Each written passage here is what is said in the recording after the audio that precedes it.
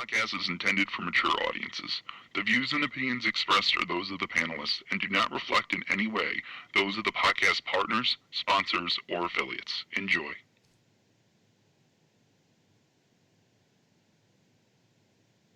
Hi, this is Michael Buffer, and you're listening to the Voice of the People.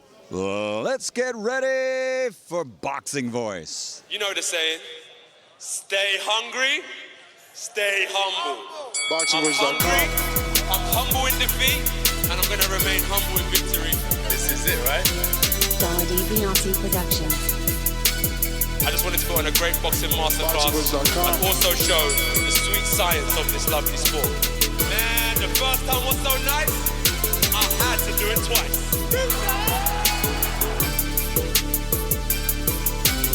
I'm prepared to the best of my capability, and I pray that I get the win.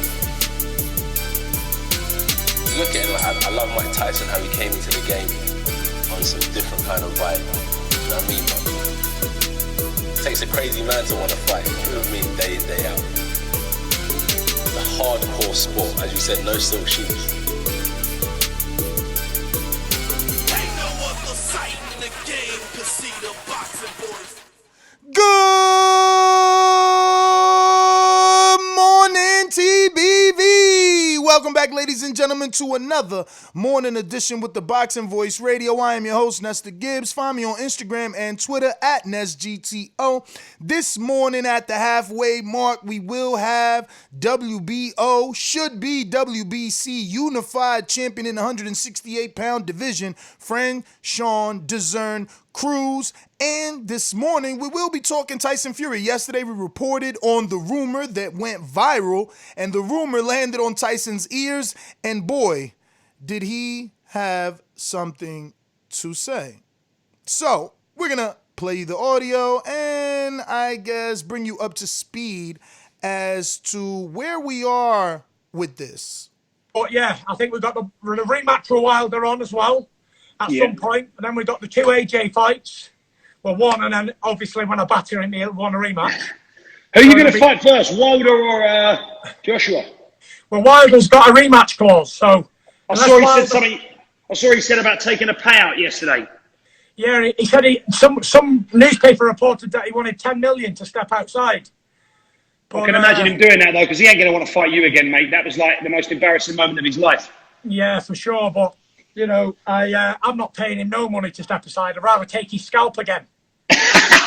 I'll beat him in the ring, and that's how I'll get him out the way. I wouldn't pay him 2 million to step aside. I'd rather give him another battering again.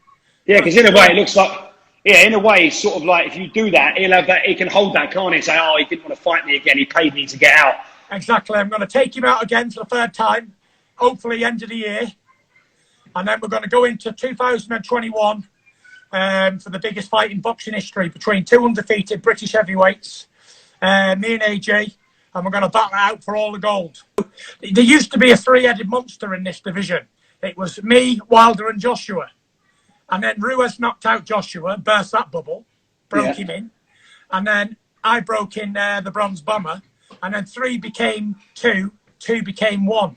And now I'm a standalone soldier. All day long. All day long. They all need to come through me now. And it's not an easy task because I guard the gate.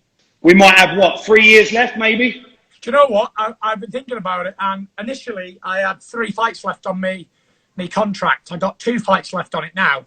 I got Wilder and Joshua. So, but I'm just going to keep going because there's nothing else to do, is there really? Yeah, like for me, I'm 31 years old, fit as a fiddle, in great mental spirits, yeah? I train every day 3-4 times a day for Bants. And it's like, what else am I going to do in my life? So, you know, there's plenty of fights out there for me to beat up on. You know, you got Dylan White, you got Jarrell Miller, you got Pulev, you got Ruiz, you got Ortiz, you got Dubois, you got Joyce. There's loads. Guess what, bitch? Coronavirus! Coronavirus! I'm telling you, shit is real. Shit is getting real. Woo! Well, there you go. It just got real. He ain't giving nobody no money. So all them dreams that fans had about Deontay Wilder receiving 20 million, the rumor was 10 million, and they was mad at that. They were saying, bro, yo, Lennox got 4 million. Tyson said, you ain't getting nothing but another ass kicking. So he said ain't that stepping to the side. I wouldn't even give him $2 million. That's the I'm the most brutal and vicious and most ruthless champion there's ever been. There's no one can stop me. Lynch is a conqueror. No, I'm Alexander. He's no Alexander. I'm the best ever. There's never been anybody like me. I'm Sonny Liston. I'm Jack Dempsey. There's no one like me. I'm from Nairclaw. There's no one that can match. Champ. Good morning, y'all, man. Exciting little topic today, this morning. And get your cup of coffee ready if you're across the pond, and tea is what you fancy. Get it ready, and let's get it talking. What's up with my man Cash? He there? I don't know. I mean, yeah, he did, bro. Why you mixing me up? Yeah, I just want to say I saw a fight too. Stay focused. Stay working my dad. I saw a fight too. Because if he comes to fight, then I'm gonna have to look for him. I saw a fight too. I think you accurate. Yes. I'm always accurate and always on time. If I'm late, I still shine. Tyson Fury not staying humble in his victory, as AJ said. So let's see, man. Hopefully he doesn't eat those words, man, because I would say I would take or ditch out $10 million to make a super fight, but he is contractually stuck. So I'm just curious on what is really going on. There's a lot of propaganda about step aside, not stepping aside, speculation from fans like, nah, Deontay Wilder's personality is not that. I'm one of those persons thinking Deontay Wilder just wants his revenge. So, Ness, you are the dissector here, inspector, detector, breaking the what was the other word that he used to do me last dissector. Week? Cryptic, breaking the cryptic messages. He on some forensic boxing. So let's find out what's going on. He said he wouldn't give him that. He's like, I wouldn't give him $2 million to step aside. I'd rather take his scalp. Is that propaganda? Nah. I mean, look. Can Bob and all the MTK global people sit him down and say, look, this you won't even feel this 10. You won't even know about this 10. But listen, at the end of the day, the fighter is the business. I keep telling you, if he don't want to pay, he don't want to pay. If he feels it's easier to win, it's easier to win. Right. Some people go do the time for tax evasion rather than pay that fine. So he'd rather go through the gauntlet. He'd rather step back into the arena, be the gladiator that he is, and do it in the ring and not have to pay. Only receive reward. Does he think, because it's kind of disrespectful, the words that he's using, I'll take his scalp. He thinks it's that easy? He does. Is it that easy? No, it ain't that easy, but I mean, how could you tell a man that done what he done that is not gonna be easy? He, again, in his eyes, he think he did it twice. Twice, right. I was getting to that thought as you said it. Also, so does he think AJ's tougher? Like, why face tougher AJ where I could get my loss and versus me fighting Wilder and be glorified against a man who ducked Wilder?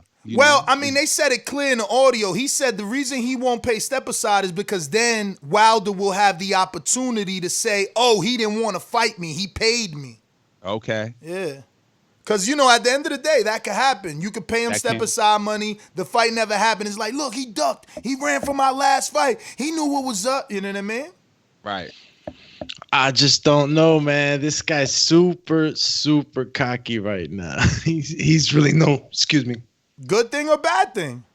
I mean, it's always a good thing, right, for the fighter. But there's a limit to it, where you can be over cocky, man. We've seen plenty of guys get over cocky, and this is the heavyweight division, man. And Wilder does have that punch. Like, everybody just forgot that Wilder can still knock you out with one punch. It's like sort of like Tyson won and he took his power or some shit. Excuse my language, but come on, guys.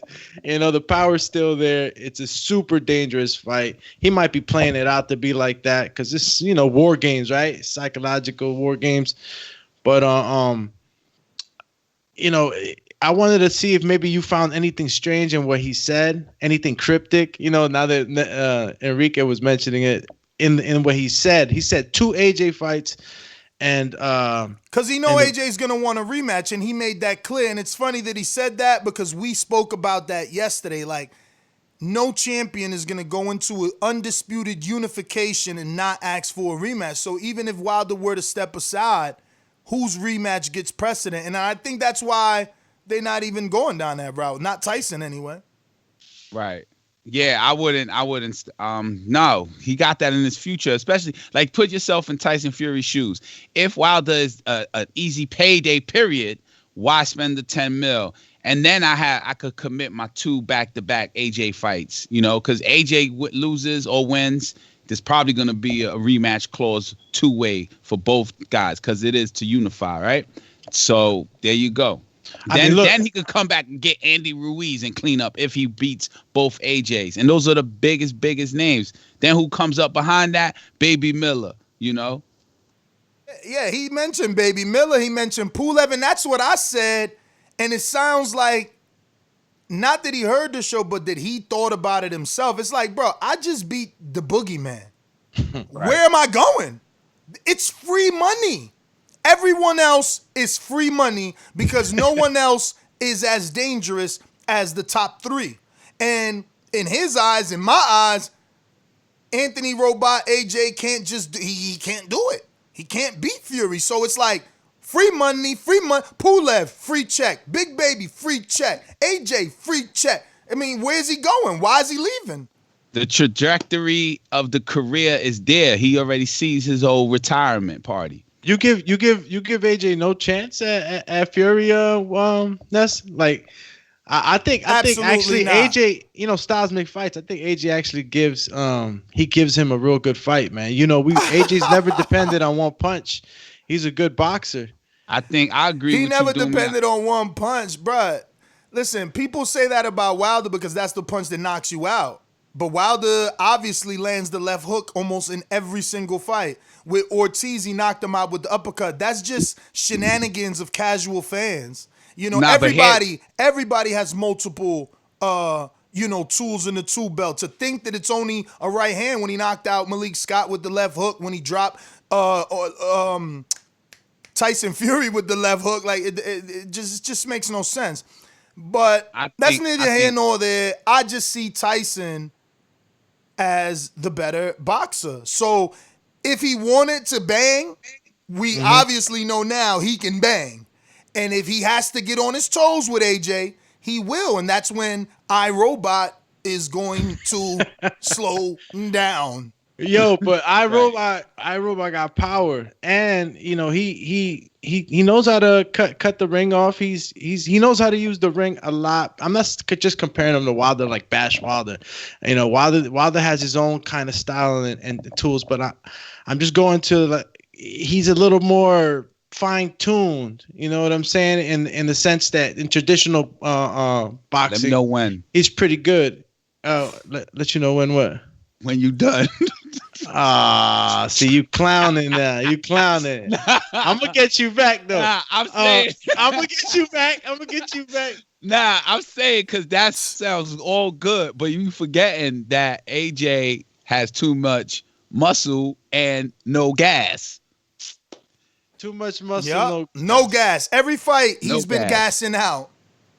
And Fury had 12 rounds of gas twice. And we had people on here that trained with him multiple camps and said they never seen a heavyweight train like that.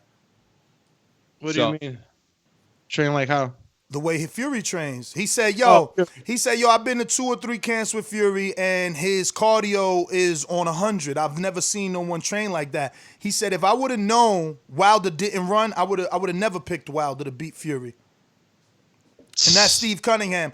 But let me address Big Nick, Patreon, and Lion in the chat, talking about I dismissed Fury. Now I'm doing the same to AJ. That, first of all, that's not wrong. And just like in boxing, that's all wrong.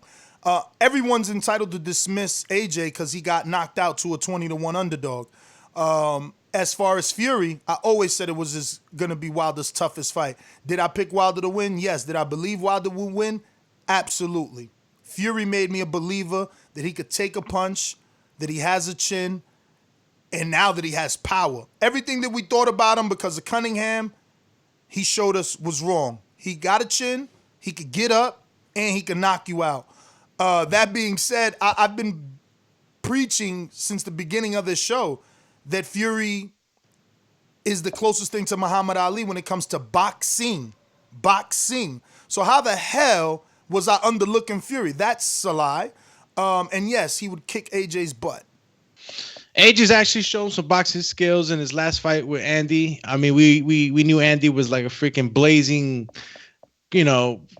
crazy win from the left field, but second fight we saw AJ boxing, and that's why it's interesting to me to see a future fight with Fury, because now I've seen but that adjustment that AJ's made, and it's pretty hard to box like that, just like you see Fury do it all the time. Better, man? Who did this? Is Entertainment. Who wore it better? Who wore the boxing style better? Who looked robotic?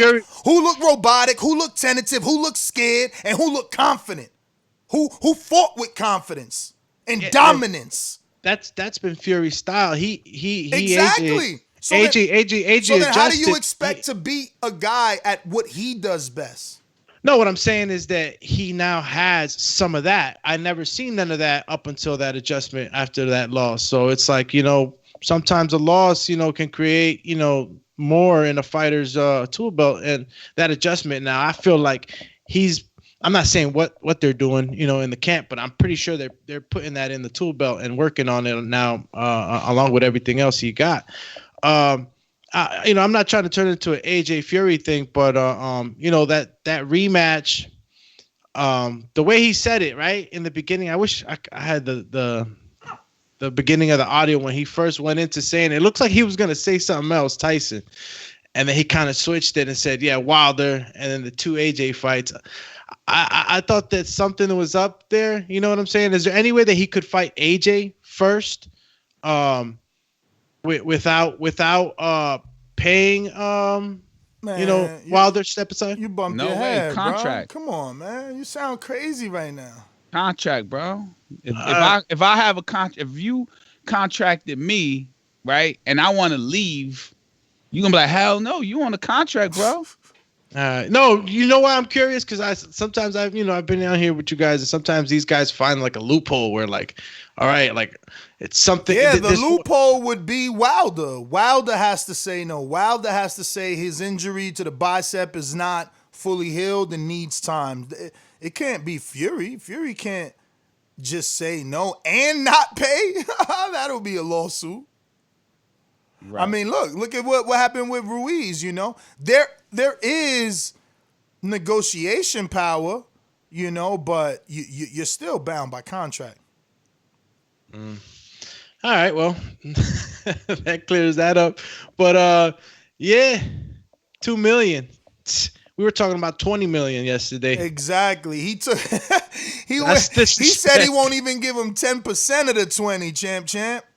Yeah, man. I get it.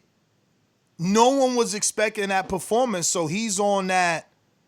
I'm larger than life. You know what I mean? It's like, yo, 10 million is a lot, especially if you think you could beat a dude. That's money you could be putting in your pocket. How you feel about him in a exhibition match, charity match with Shannon Briggs? He said he would take that with him. Who? Tyson Fury. Yeah, man. I didn't get that into that part because Shannon is like boxing's mascot. So I know people love him and he riles up the crowd, but mascots. That's what Tyson said. He said he wouldn't really like go hunting on him, but he would have to like slip and slide because Shannon would be trying to kill him. And like I said, he was just talking a bunch of other stuff. The announcement's supposed to be today, right? What announcement? Yo, which one of y'all touching the mic? Jesus Christ. Well, get away from the mic. Get away. But what announcement, champ? He said he had a massive announcement. Well, I don't even know what that is. I have that audio here. I don't know what that announcement would be at this point. If now you're saying that there is no way you're paying Wilder and you got to fight him and you rather beat him and take his scalp. So what's the massive announcement? Maybe a fight location. Maybe they know a venue. Maybe they got, a bidder that was willing to pay for a venue or a location. Oh, by the way, got some massive news coming soon. Some massive, massive news. I was just on the phone to the old MTK, and we got some massive news coming for y'all. Yo, this makes very, you want to very work out. soon. So keep an eye out for it all. Make you want to Makes you work wanna, out like, right twist there. your waist. Yeah, he got that aerobics music. Man, yo, remember what was that dude that was huge into aerobics and he blew up? Oh, something my Simmons. God. Something, Curly dude. Something Simmons, bro. Like, yo, Yeah, Richard Russell, Simmons. Richard Simmons. my man took aerobics to the next level. For real, he was like the Floyd of aerobics, bro. That was crazy. Is he still around, Richard Simmons? I think so. He's the original like plastic surgery dude too. He looked exactly the same. That's funny. So yeah, don't forget we got Franchon Crews in about 5 minutes. So if you haven't done so already, head on over to patreon.com and drop your question for her. And let's get this thing going in 5 minutes. Yes, indeed. Tyson Fury, again, not humbled in victory. Actually, very, very confident that he could do it again. Let's call it a comeback for Wilder or a three-peat for Fury. Yeah, nah, he don't want to pay. He's so confident, man, that I just with coronavirus, it just gives me like a feeling, weird feeling that like that might not be the next fight, just because if things are being prolonged so much, it's just something like I'm pretty. Or can it be maybe the massive news? Maybe Tyson Fury is like doing like some type of like celebrity fight or something big for. I'm like lost as to why you're worried about massive news. That wasn't mentioned in this audio. So like, don't you think that that's shifted? What do you mean shifted? The massive news announcement. Exactly. Like, what's massive, Doomy? Come on. You don't. Sometimes you be making me think you ain't using this scalp. What's in the scalp? What's massive? AJ Fury. Then you come out and say you're not paying for step aside. So what really could be this massive announcement? So I don't even know why you're. Who cares? What's bigger than AJ Fury, which is not happening? So how could there even be an announcement? He's probably gonna announce a fucking aerobics virtual class. Is what he's gonna do. Probably. Well, that's what I was trying to say. Like, it's gonna be something else, I think that both fighters are gonna have their 8-week camps when things are green lit, and they're gonna go at it. Next. I don't think that there's not next when boxing starts to unfold and stadiums start to probably open up and not be at capacity, and you have to wear a mask and sanitize, because soon. Like a week from now or 2, I think, in New Jersey, restaurants are going to start opening up to 50% capacity only. 50? That's big. Well, that's probably giving you the distance apart from each other and the fill out. Like, do you get more people wanting to order out versus order in, And that makes you want your restaurant to have, open up the backyard, everything. With the right weather, you want 50 to be, you want to expand your 50 to what closest to what it was. No, that's another thing that they doing in New Jersey. They allowing a lot of sidewalk, like they letting people do outdoors so that you like can sidewalk seating. Yeah, outdoor seating. So that it's a little bit, I guess, less social distancing awareness. I don't know. I mean, I guess a little bit less danger, right? Like you're in the open air. At least those germs could travel and get up out of here. I mean, I won't do it. I'll still order out and go to a park and unfold the blanket or something like that. Michael Buffer with the super chat says Ness is hurt. AJ won against Ruiz, made him lose money. I guess. I think that stadiums and arenas. Yo, you muted yourself. Yeah, because my dog, he's trying to give his opinion. You know, Wait, I think so- this might be Franchon. Franchon, is this you? Hi. Hi. I'm sorry. Good morning. Hi. Good morning. How You will are be you? close. Fine. I'm good. Well, first and foremost, we're happy to have you on the show. Thank you for taking out the time during this time that is COVID. Hopefully, you haven't been affected by COVID in your immediate family or anything like that, and you're also staying healthy. Yes, for the most part, I'm very fortunate. And you know, a lot of other people aren't, but I just send my well wishes to them, and you know, we're all gonna get through it. So I wanted to ask, it's kind of our, I guess, first normal lead-in question because of the time that we're in. What are you doing as a fighter to remain in shape in case you get that call? We've been interviewing dozens and dozens of fighters, promoters, industry insiders, and it seems like fighters don't know when they're going to fight, so mostly everyone is staying ready. So what is Miss Crews doing to stay ready? Well, Miss Cruz is earned right now is actually getting her fat ass up so she can go running. But me and Glenn just tag teaming it. He's been doing research, like, you know, trying to set a schedule because we're used to routine. So he's like setting our schedule, like we'll run, we'll train. You know, when it first happened, I think everybody kind of got in a little slump, eating and having fun, or, you know, just kind of laxing. But this is something that's my job and something I've been doing my whole adult life. So just got to do like how I used to do before I got a deal and everything.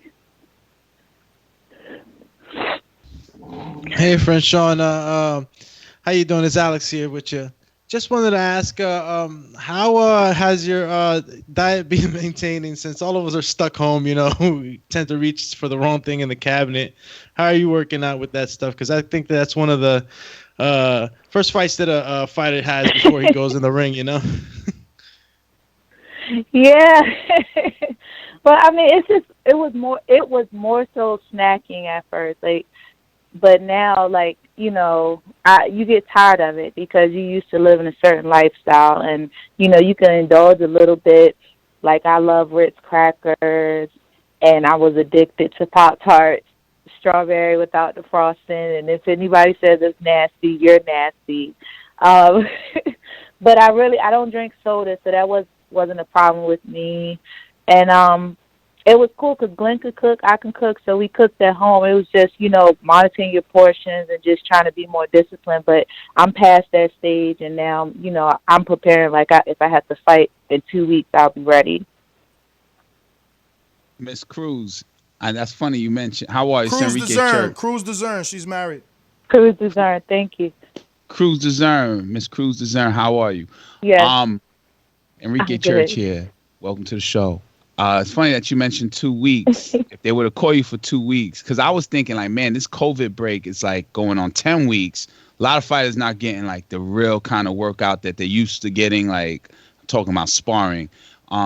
So would you prefer 2 weeks over a real full 8-week camp, or like, do you think you're really ready at 2 weeks, or do you prefer 8 weeks? Like, I would say I want 8 weeks to fight. I wouldn't be able to just jump out the gate. Well, I mean, you know, my pro debut, I only had a 2-week notice.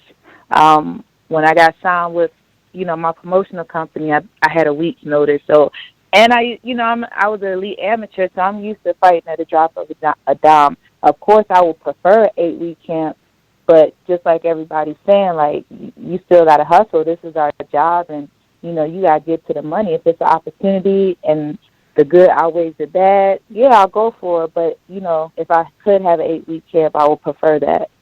I like to fight. I asked that because I'm hearing there are certain fighters that are putting in some sparring. So I would think that there's an advantage for the one that has it. Not hearing. We interviewed fighters that say they are sparring. Yeah, they're saying they are sparring. So I would be, as a fighter, if I was not sparring, hearing that on the show, say, nah, I need a full camp. You can't jump out of COVID. That's a disadvantage for me. I would say that. Well, wouldn't you feel that? Well, I I'm mean, just trying to see. I would love that. Everybody doesn't have that luxury. One, because, the spawn isn't available. I'm a big female, so even at home sometimes I don't get spawn like I would like the boys, like I would like to. So I mean, if I didn't have Glenn in my life, I'd probably be assed out. But if push comes to shove, he's my original sparring partner, so I can work with him. I'm just a different type of fighter, I guess. I'm gonna That get was it the how answer I I was live. looking for. You sparring with your husband. Nah, but you know what? Ever since we've been meeting you, like physically, I think the first time might have been in Vegas, and then we just kept interviewing you. You mentioned your husband a lot, and it seems like he's obviously a huge part of your life, but I don't know, like a support system, someone that you lean on. So I'm actually interested now. I want to know how you met him. How did it end up here? Oh, it's funny. Like, he's always been around. Like, I have an article from the Washington Post where they came and featured me, and that's from 2006. Mind you, we didn't get married till 2011, I think. And he was in the picture, so he's always been around. And he's a dope person. He helped me. Like, when I used to go out the country, I don't have a lot of people I can trust, so I asked him to, like, house it for me. And this is real weird. Everybody would think, like, oh, we met in the gym and boxing and love. No, it was just like he was just a good person. And he would house sit for me and check on my mom because she was real sick. So, I mean, he was my best friend. And, even when I went through a vulnerable time in a previous relationship, he never, like, tried to take advantage. He's just been a real good person. And I didn't know he liked me. He said he liked me, so it went from there. Really they say those are the best relationships, though, when your partner is your best friend. That being said, we did have Mauricio Suleiman on. Oops, sorry, hate to change so rapidly, but I know you're interested in the WBC, okay. Right? We had Suleiman on maybe, I don't know, less than 7 days ago. Hopefully, I'm right about that, or if not 2 weeks. And we asked about your situation, and they're still investigating. Is that frustrating to you? Yeah, it's very frustrating, and I don't know. Like, I actually my attorney got a letter from the Texas Commission, so he's following up with that, and it's just frustrating. And I'm getting to the point, like, at the end of the day, it's their belt.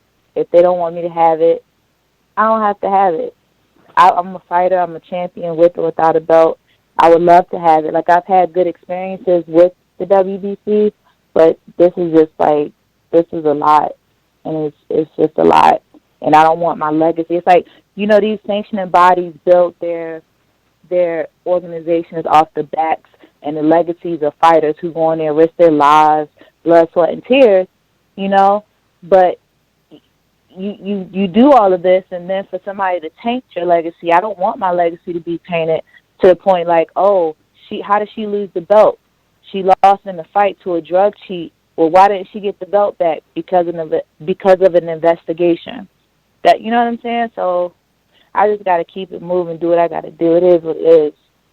So we probed Suleiman a lot about the situation, and he said something like, maybe they'll get you to fight for the vacant title versus, and I'm like, why does the champion who didn't do anything have to fight?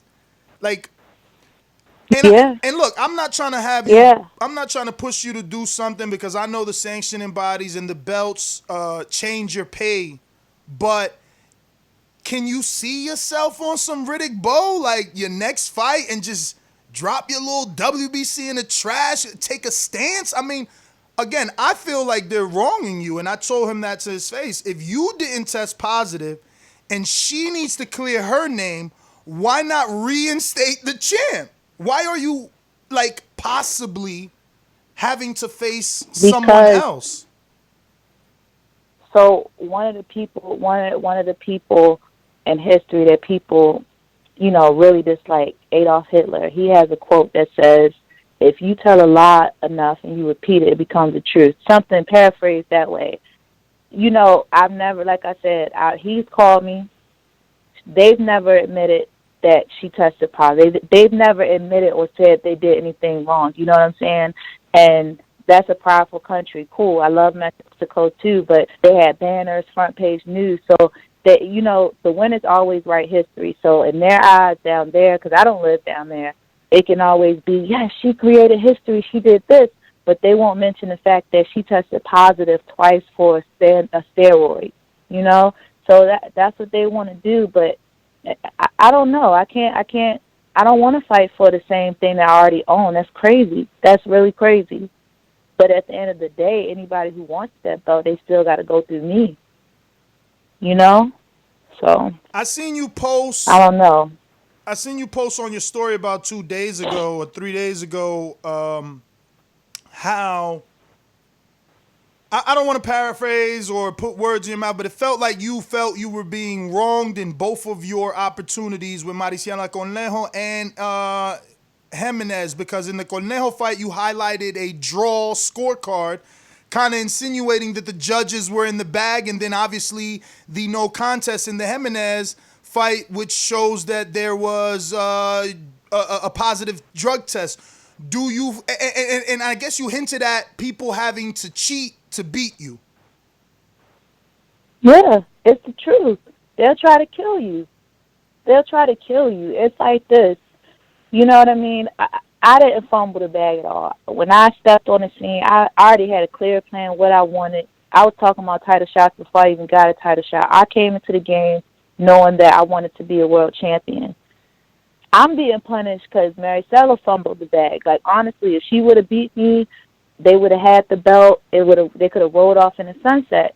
But I shut all that shit down. So I've been plotted against since, like, the beginning. You know what I'm saying? And it is what it is. It is what it is. Like, I know people don't want to see me win, but honestly, until somebody beat me up, knock me out, they're just going to have to deal with it. Like, I feel like I'm in a Marvin Hagler situation.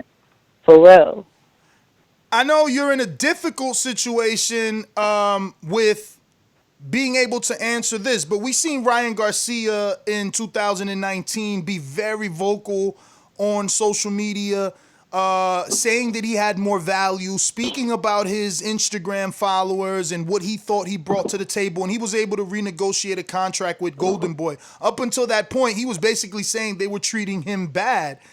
And again, I don't want you to put yourself in hot water, but are you satisfied with your promoter? Do you feel they're backing you in this situation?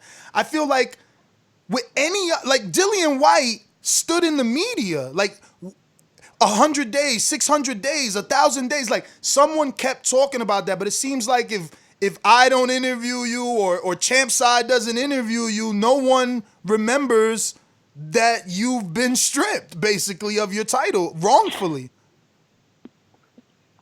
What the thing about it is, right, like, I have to deal with it.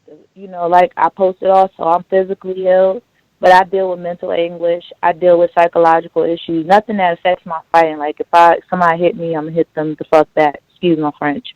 But it's like, damn, we talk about all this empowerment. I hate, like, everybody's being hypocrites. We talk about, empowering women. We're pushing it forward, equal rights, all of this. But you know, if this situation, put it like this, if this situation happened to Layla Ali, what do you think the outcome would be? Just think about it. Take me out, put another, I guess, more well-known black female world champion, and how do you think that would play out? Do you think she'll go through this? Hell no. So it's like, y'all think my value don't matter? Like, I know I bring something to the table, and this isn't like to my promoter. This is just a boxing period. You know what I'm saying? It's like, because you don't like me, because I don't fit your narrative, you're just going to try to X me out. That's crazy. That's crazy. But at the end of the day, you still got to show and prove when you get in the ring. You can do whatever you want, take what you want, but you still got to show and prove when you get in the ring. And that's my focus right now. Hey, Franchon, it's Alex again. You know, so controversial, that fight, but you showed tremendous grit and heart in that fight nonetheless. Was there anything that you took out of that fight? And you know Jimenez has a rough style and a come forward style. How much did you take from that fight and go back? You know, usually as fighters, you know, we go back, kind of look at things, see where we might have, you know, missed certain opportunities or maybe capitalized on certain things. Did you take anything out of that fight? Well, people fail to realize, like, yes, I'm a dominant fighter, right? Just when people see a little more competitiveness in a fight, it's automatically, oh, she can't fight, she can't do this. At the end of the day, I made a lot of adjustments in that fight to do. Only thing I could say I should have did more was be disciplined. And if you look at her last fight before me and the fight before, she did not have a come forward style. She was not, brolic and everything like she was doing in my fight. So, I mean, I train for anything. That's why I was able to make adjustments on the fly. But that wasn't the same type of fighter she's been in her last 3-4 fights. You know what I'm saying? So discipline is the key for me, and just, pacing myself more. Because if the last 3 or 4 rounds of the fight, even though I got hurt earlier in the fight, I made adjustments and was outboxing her, landing scores. They didn't have to be tremendous punches, but I landed some of those, but I showed skill, and I was able to adapt on the fly. So that's what I give myself props on. Only thing I should have done better was just have more discipline. But the way she came, that's not how she is. It's not her. I want to see the real her. All right, Franchon, we're going to go to some questions from the people. We got Galito in the UK that says, hi, Miss Cruz DeZern. I recently saw a good conversation online between you and Clarissa and Eddie Hearn, who argued that Katie Taylor had to perform in front of the IOC in order to convince them to allow women's boxing into the Olympics and thus open the doors for Clarissa. How accurate is this in your view? Blessings and love from London Champ. Same to him. That's not accurate. Like, you got to say it's a world. The Olympics is the world. So while she was doing her thing over in Ireland, Europe, it was people like me. It was people like Queen Underwood. It was people like Mary Spencer from Canada that was doing their thing over here in the Western Hemisphere. So, I mean, it was a collective effort. You had the people like Christy Albert behind the scenes, who's a huge advocate for women's boxing, who went to numerous meetings with the IOC. It was the level of competition of a collective group of women that allowed that opportunity. So for Eddie Hearn to just say it was just Katie Taylor, that's crazy. Like, people knew who Katie Taylor was. She was an established fighter, but it was other established fighters as well that attributed to that. All right. You need more than one person to tango. Ruin of 504 New Orleans says, how do you feel about the possibility of having to fight another contender for the WBC belt instead of being reinstated? Well, it's not a good feeling, and, I'm happy to be the WBO champion.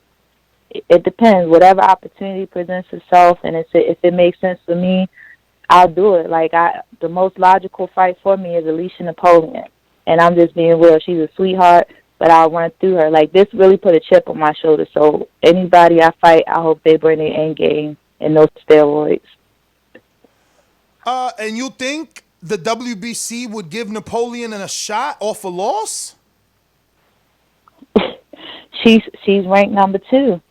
The other girls are not in the U.S. or on this side. A couple of them already turned me down.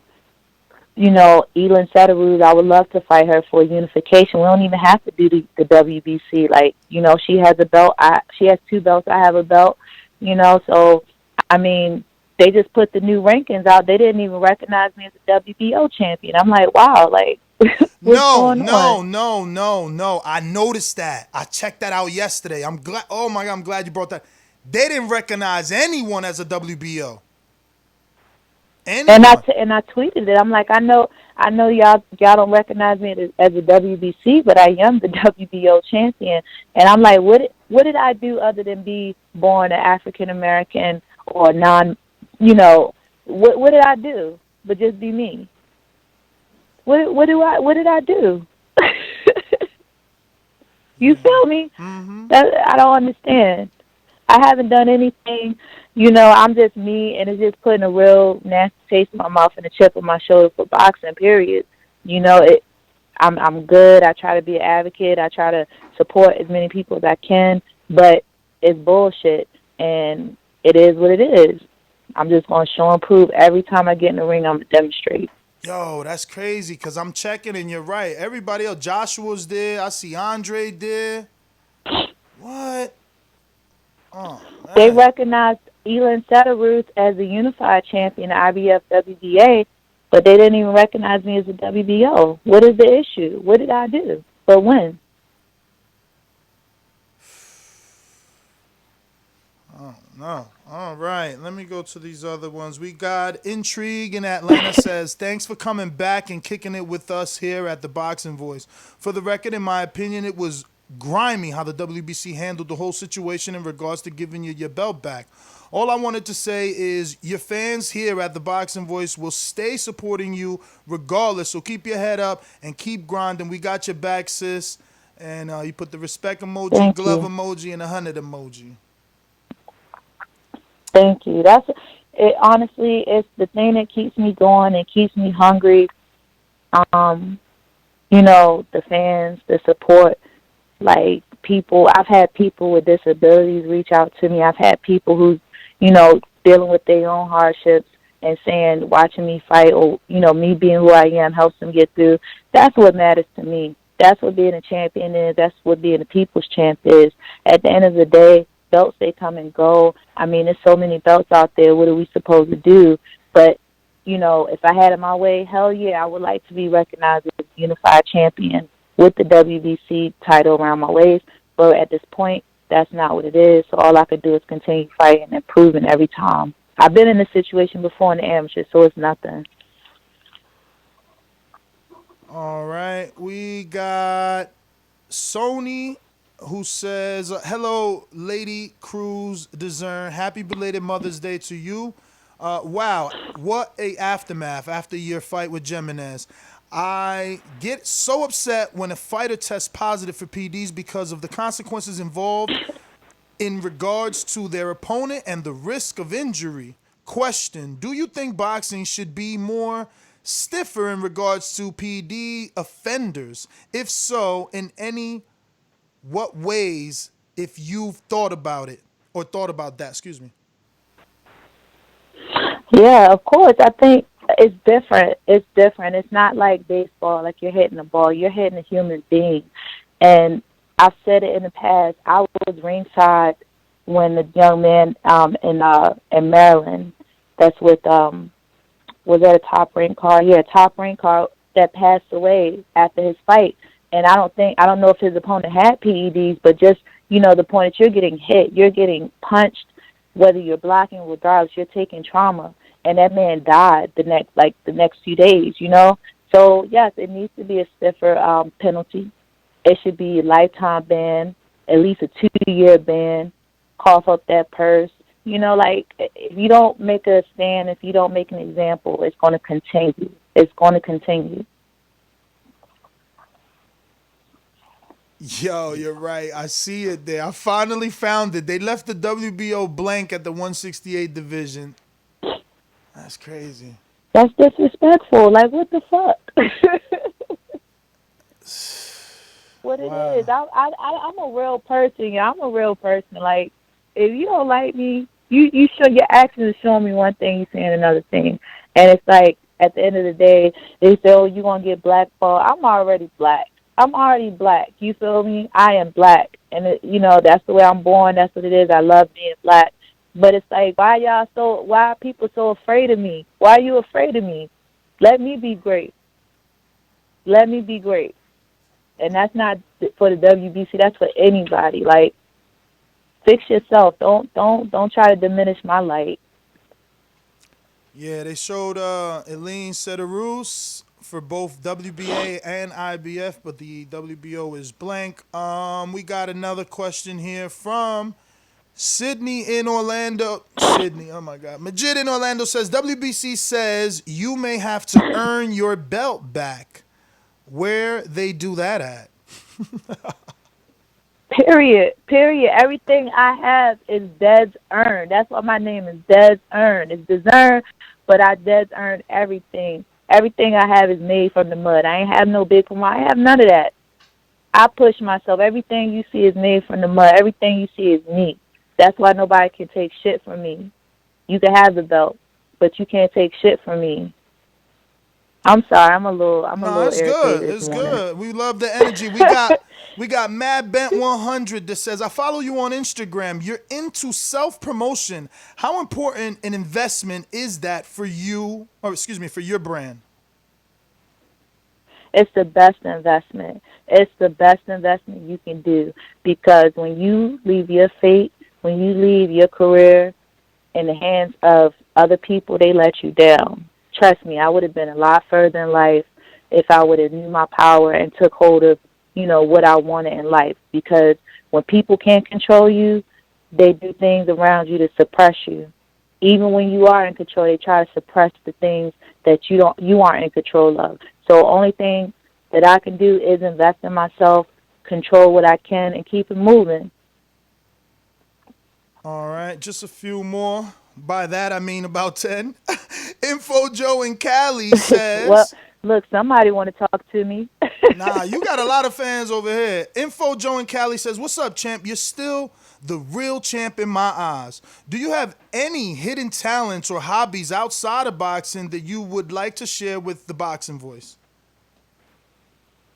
Oh, yeah, everybody know I can sing, I sew, I'm in school. I'll do a little bit of everything. I have aspirations to get into construction, so that's my next thing. What kind of construction? Like I want to build a house. Build? I want to build stuff. Yeah, I can fix cars. But build a house from scratch, or you mean like refurbish a house?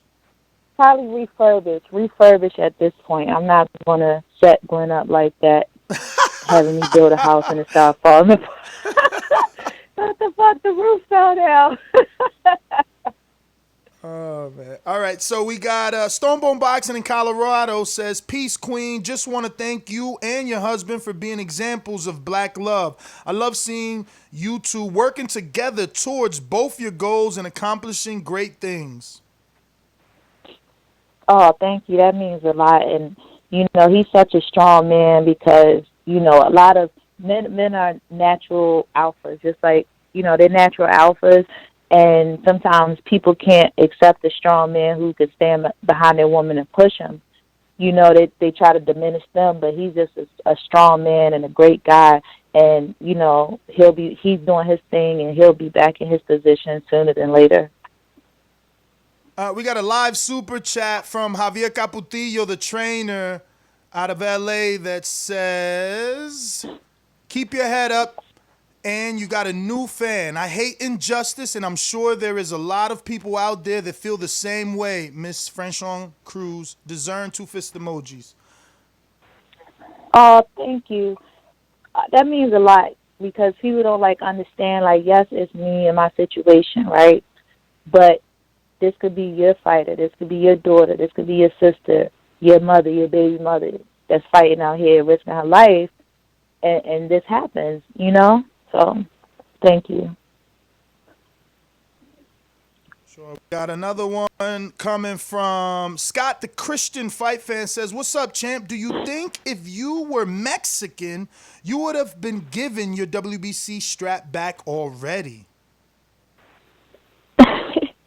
I've been told that. I've been told that from Mexican and non-Mexican entities. And that shouldn't matter. That shouldn't matter because I'm for the people. I'm a world champ for the people. My talent should speak for itself. And I don't know. It's good to support your own, but that shouldn't, not in this kind of situation. That shouldn't matter. Definitely.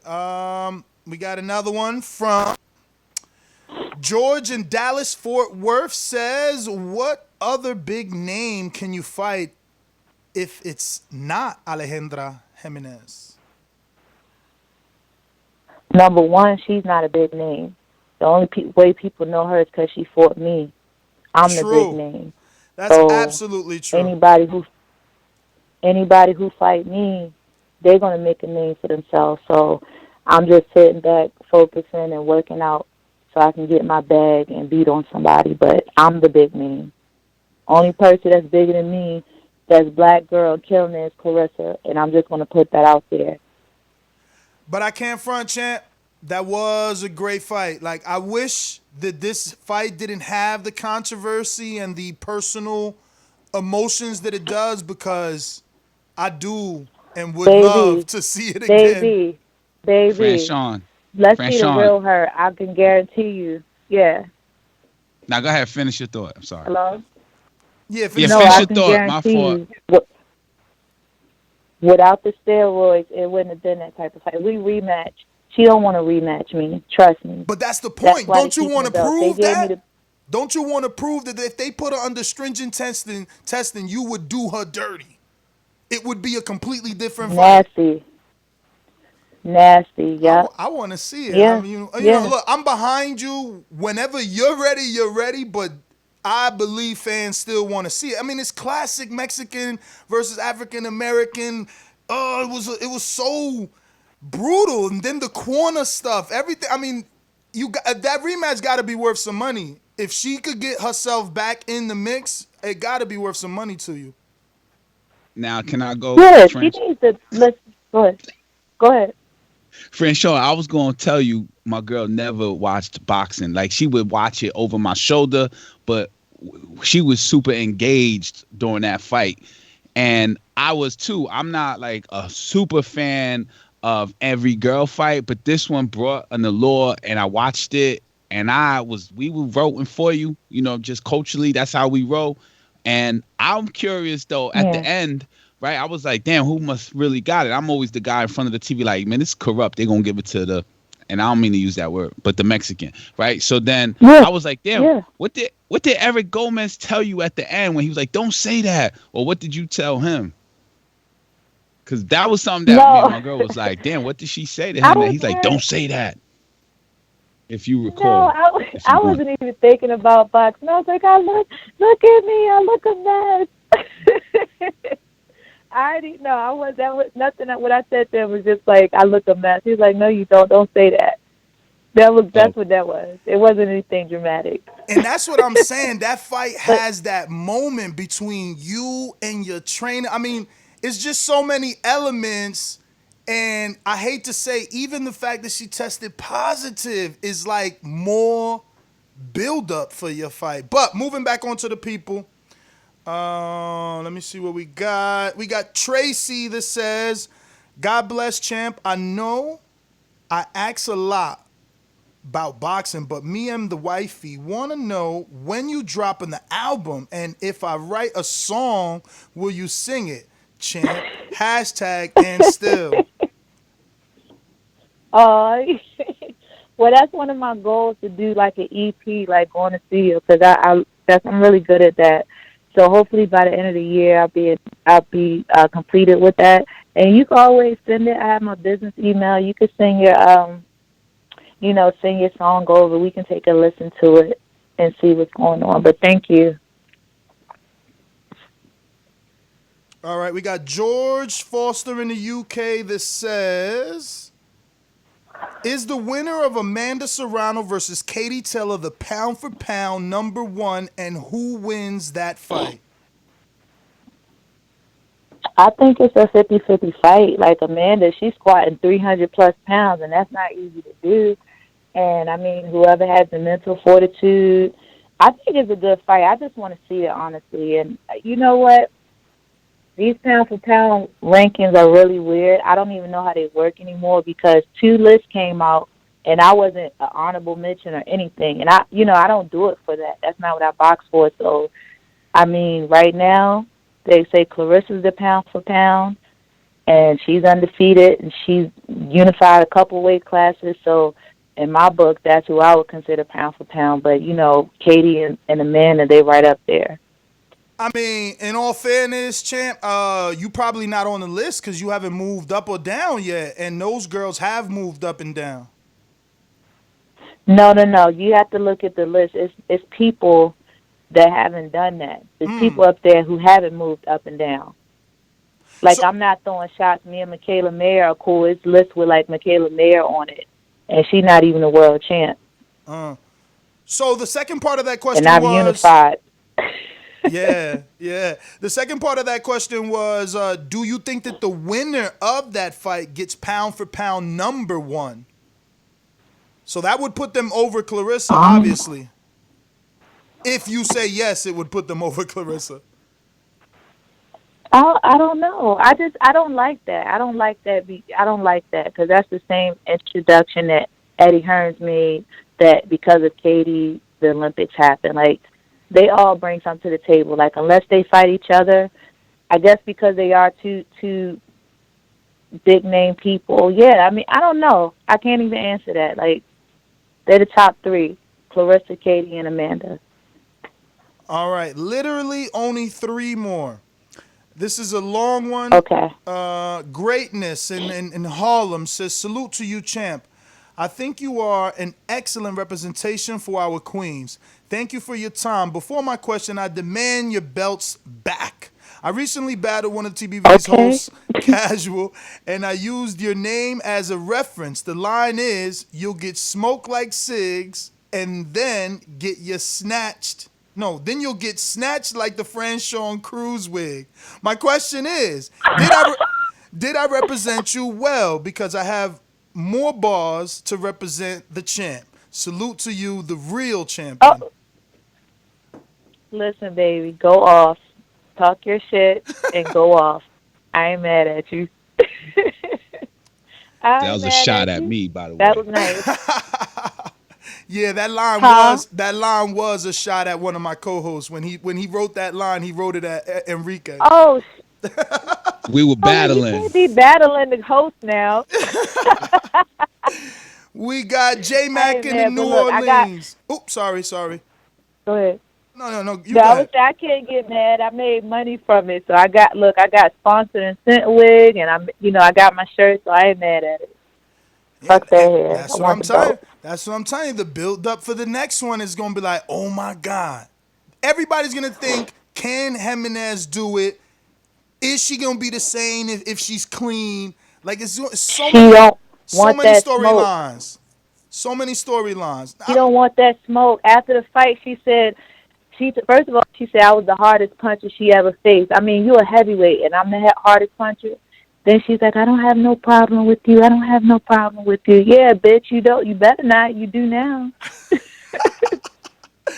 All right, we got J-Mac in the New Orleans. He says, did Canelo eat the meat or did he cheat? Glad boxing got your situation right and obviously still got some work to do. Stay away from the tainted meat. A bunch of laughing out loud emojis. Yeah.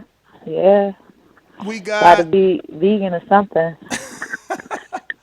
We got CYP in California with the last one. Hello, champion. Why do you think that boxing, unlike the UFC and Olympic track and field, when an athlete or a fighter tests positive for specific competition, they don't immediately strip the title and reward it to the opponent? Example, yourself and Vlad after Fury was suspended for 2 years after testing positive for their fight.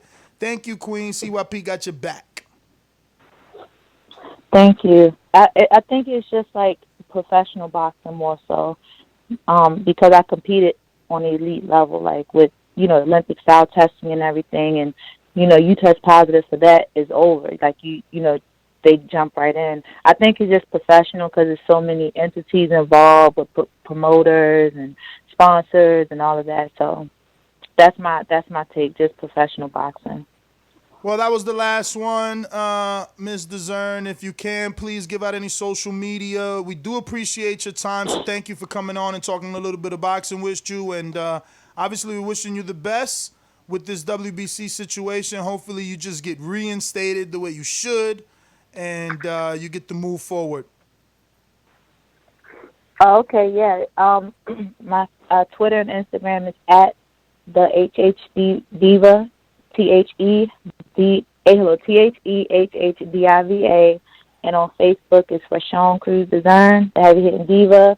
And yeah, just look out. Let's move forward, and I hope everybody tunes in to my next fight. I have something great planned, and I'm going to be slaying as usual. All right, thank you. There you have it, ladies and gentlemen. Franchon Crews Design.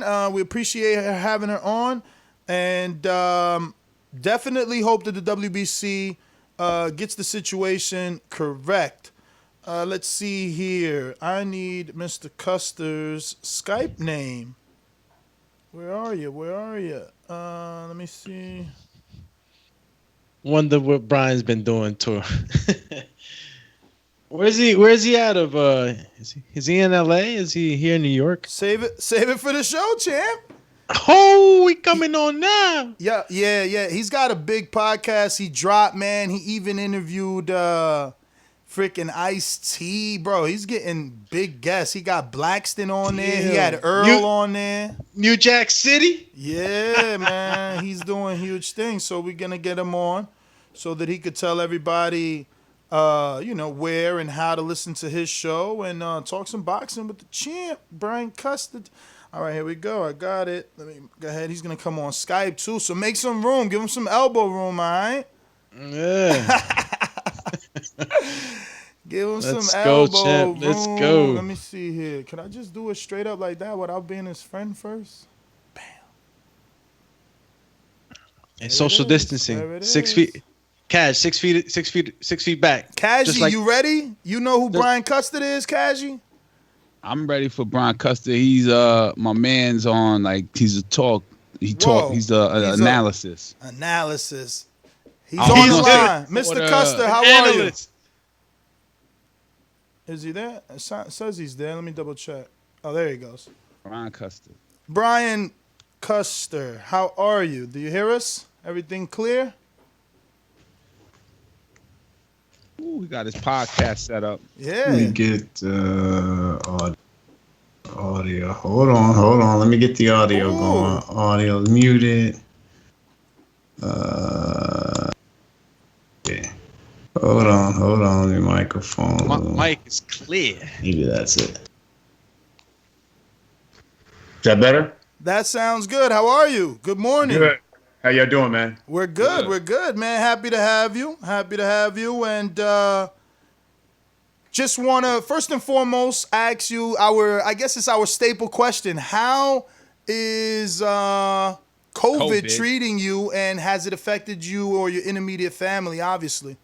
Thank goodness, has not affected anybody in the immediate family, and me living here in the Northeast and right outside New York City, we've certainly had to quarantine since the lockdown order had been put in place here. So I rarely go out, maybe to the store every blue moon, but that's really about it. And I've got young ones, so been teaching them and been working, just started a new podcast. So really that takes up a lot of my time.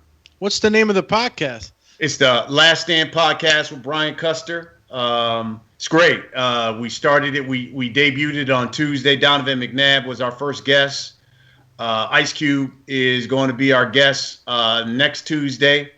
We did an interview with Errol Spence, so that will be coming in a couple of weeks. We'll drop that one in a couple of weeks. And this is just a podcast, something I've always wanted to do where, I like to call it unfiltered, straight talk with some of the biggest names in sports and entertainment.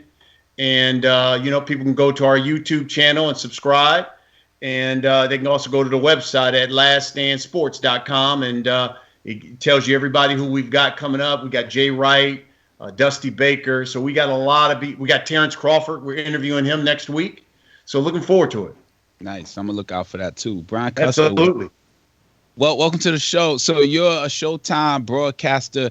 What's the origin? I was trying to look up the origin of step aside money. I could not find an answer. Do you know, like, the origin of step aside money being, like, allowed in the sport of boxing?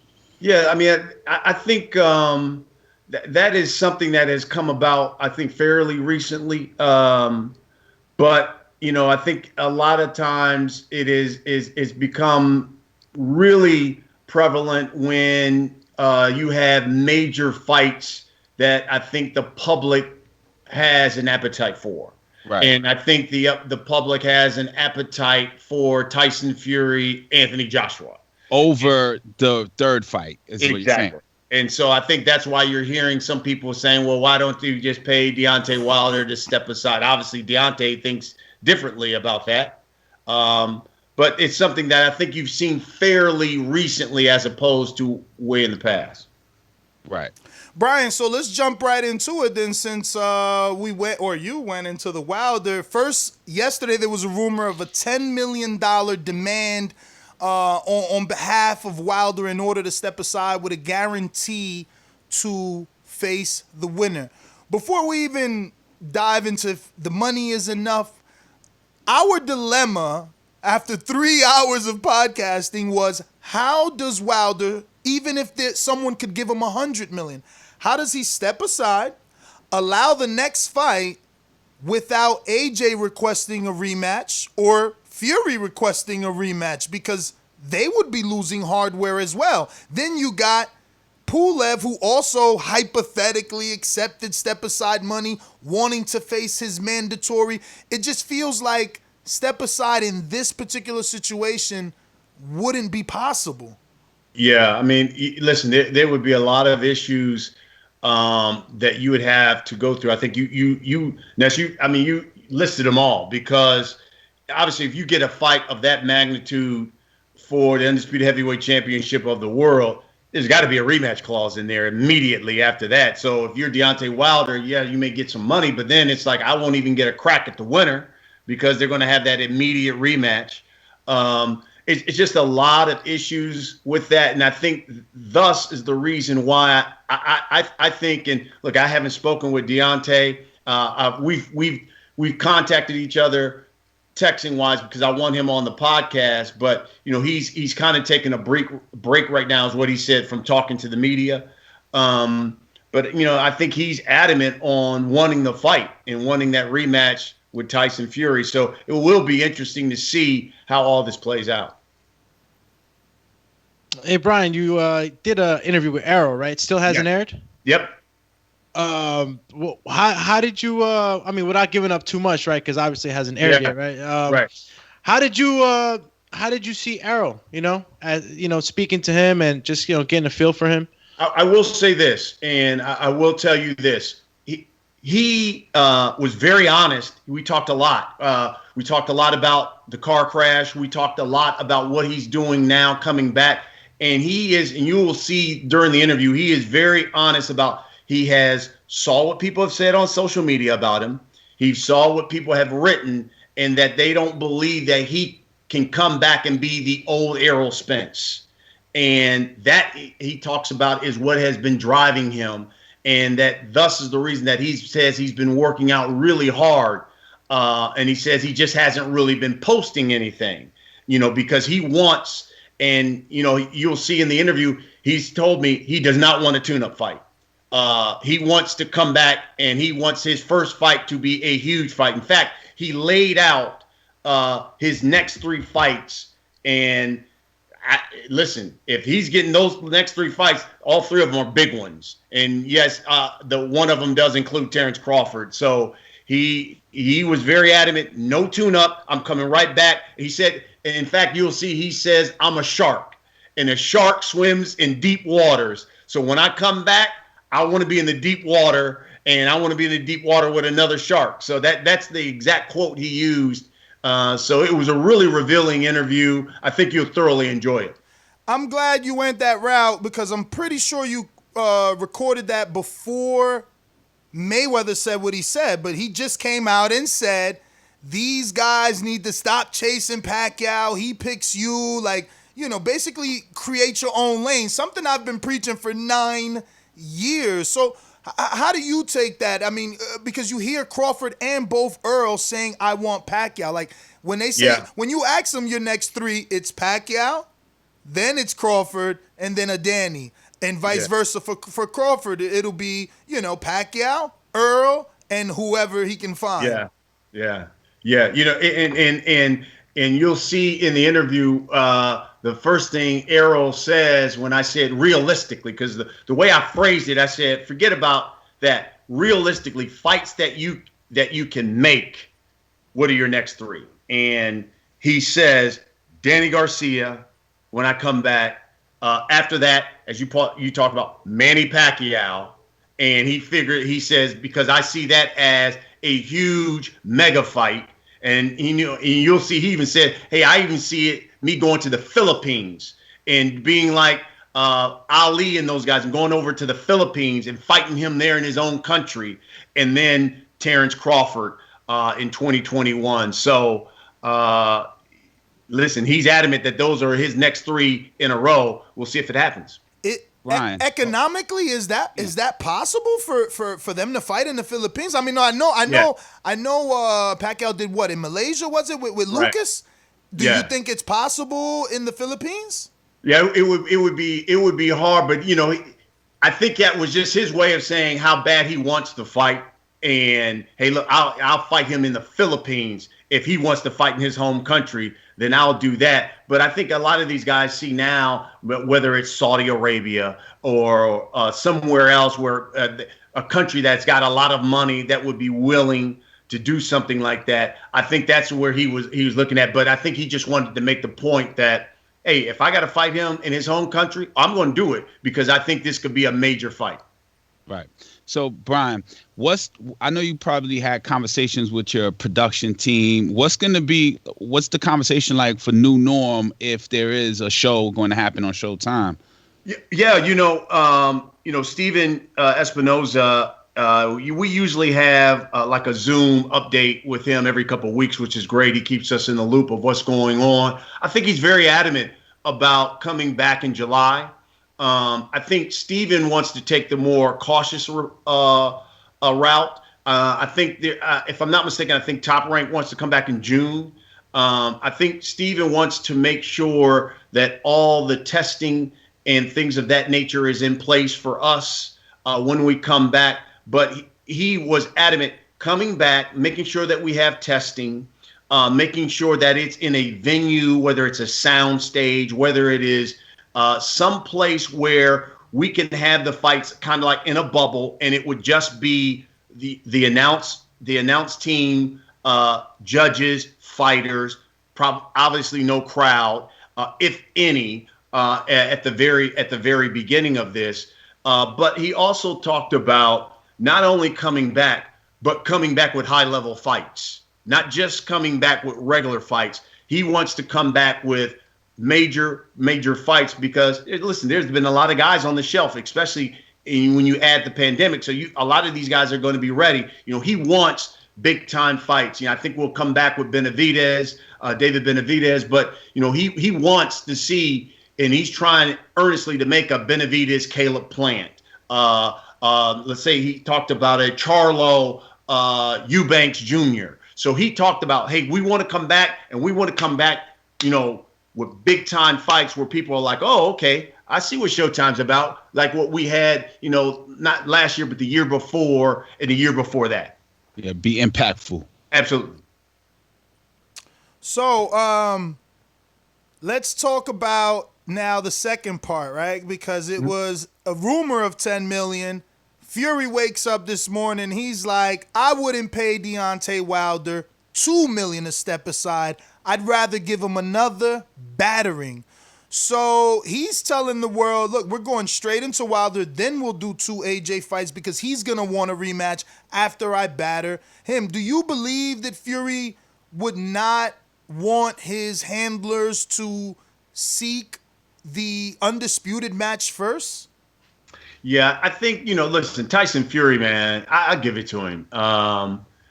You can say what you want about him. Guy wants to fight. And I really believe that I don't think he sees his fighting shelf life in this game another 5 years. I really believe it's only going to be a couple of years, if that. But he wants big, impactful fights, big fights. And, he's a guy, if you challenge him, he wants to step to the challenge. I could see Tyson Fury saying, you know what? We'll do the third fight with Deontay Wilder so I can put to rest everything. Do that, and then do AJ a couple times if I have to.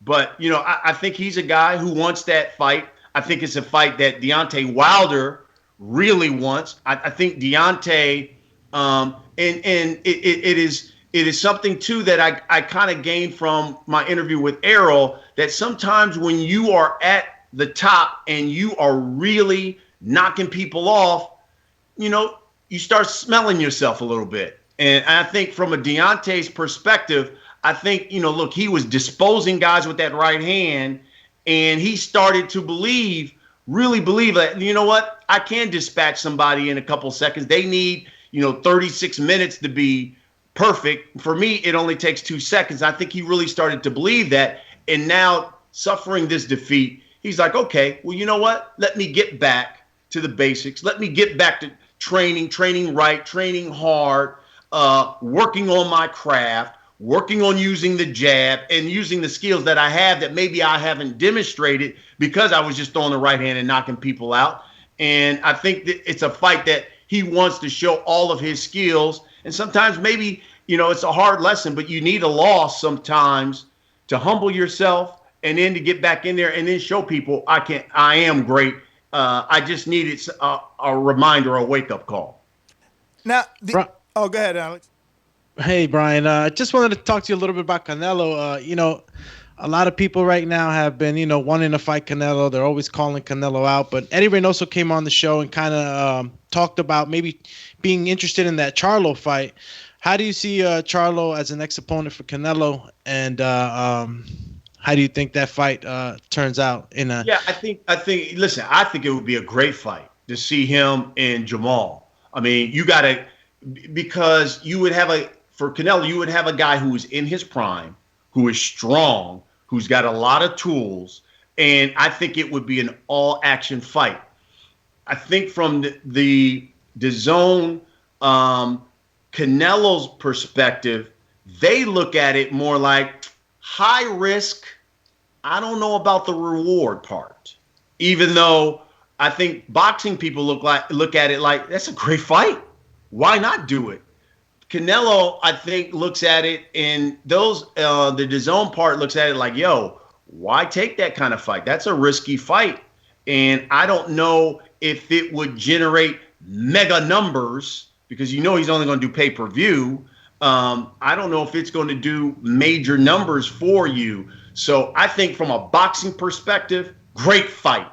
I think from a monetary perspective, from the Canelo side, I think they look at it as high risk, low reward. Custer, I have a question. So I want to go back to the Floyd comment saying stop focusing on the old fighter, the 41-year-old fighter, Manny Pacquiao. You interview Errol. Errol says, in my path, that's the second guy I want. Yeah. Isn't that normal? Isn't that a code to go after the legendary fighter like the name Manny Pacquiao, regardless of the age? So why would somebody like Floyd Mayweather say that? Is it light that he's trying to bring to himself or selfishness thing? What's going on with that? I think that's probably something that, you have to talk to Floyd about. I mean, because, obviously that is his opinion. I can only come to you from the fighter's perspective. And when they look at the landscape, he is the only guy still in the game that has that legendary aura, that legendary resume. And they know that if they're victorious, all of a sudden it puts them on an even bigger platform. Do you understand what I'm saying? 100%. And so even if, let's say, Floyd Mayweather came back and an Errol Spence or one of those guys went to fight him, some people will be like, oh, yeah, they were younger. Floyd was, older, sure. But yet it still elevates that younger fighter because he beat a legend. And so I can see why these guys went. Plus, it's going to be major. They know a lot of people going to buy the fight. They know they're going to make a whole lot of money because he's Manny Pacquiao. And no matter who he fights, his people are going to come. They are going to, and they're going to buy the fight. You even look at this, guys. Look at what it did for Keith Thurman. A lot of people thought Keith Thurman was like, yo, the injuries. I don't know if it was the marriage. I don't know if it was the injury, but he ain't one time no more. Then all of a sudden, he has this fight with Manny that was close. You got a new perspective and a new gain of respect for Keith Thurman. Like, yo, that was a good fight. They both threw bombs. Keith looked good. Okay. So, I think that's the main reason why those guys want to fight a Manny Pacquiao. It's the code of the sport. Absolutely. And you'll love Errol's take on Keith Thurman, too. It was pretty funny. I'm going to tune in, guys. Yeah. Thank you. Yeah, he doesn't care for Keith Yeah. much.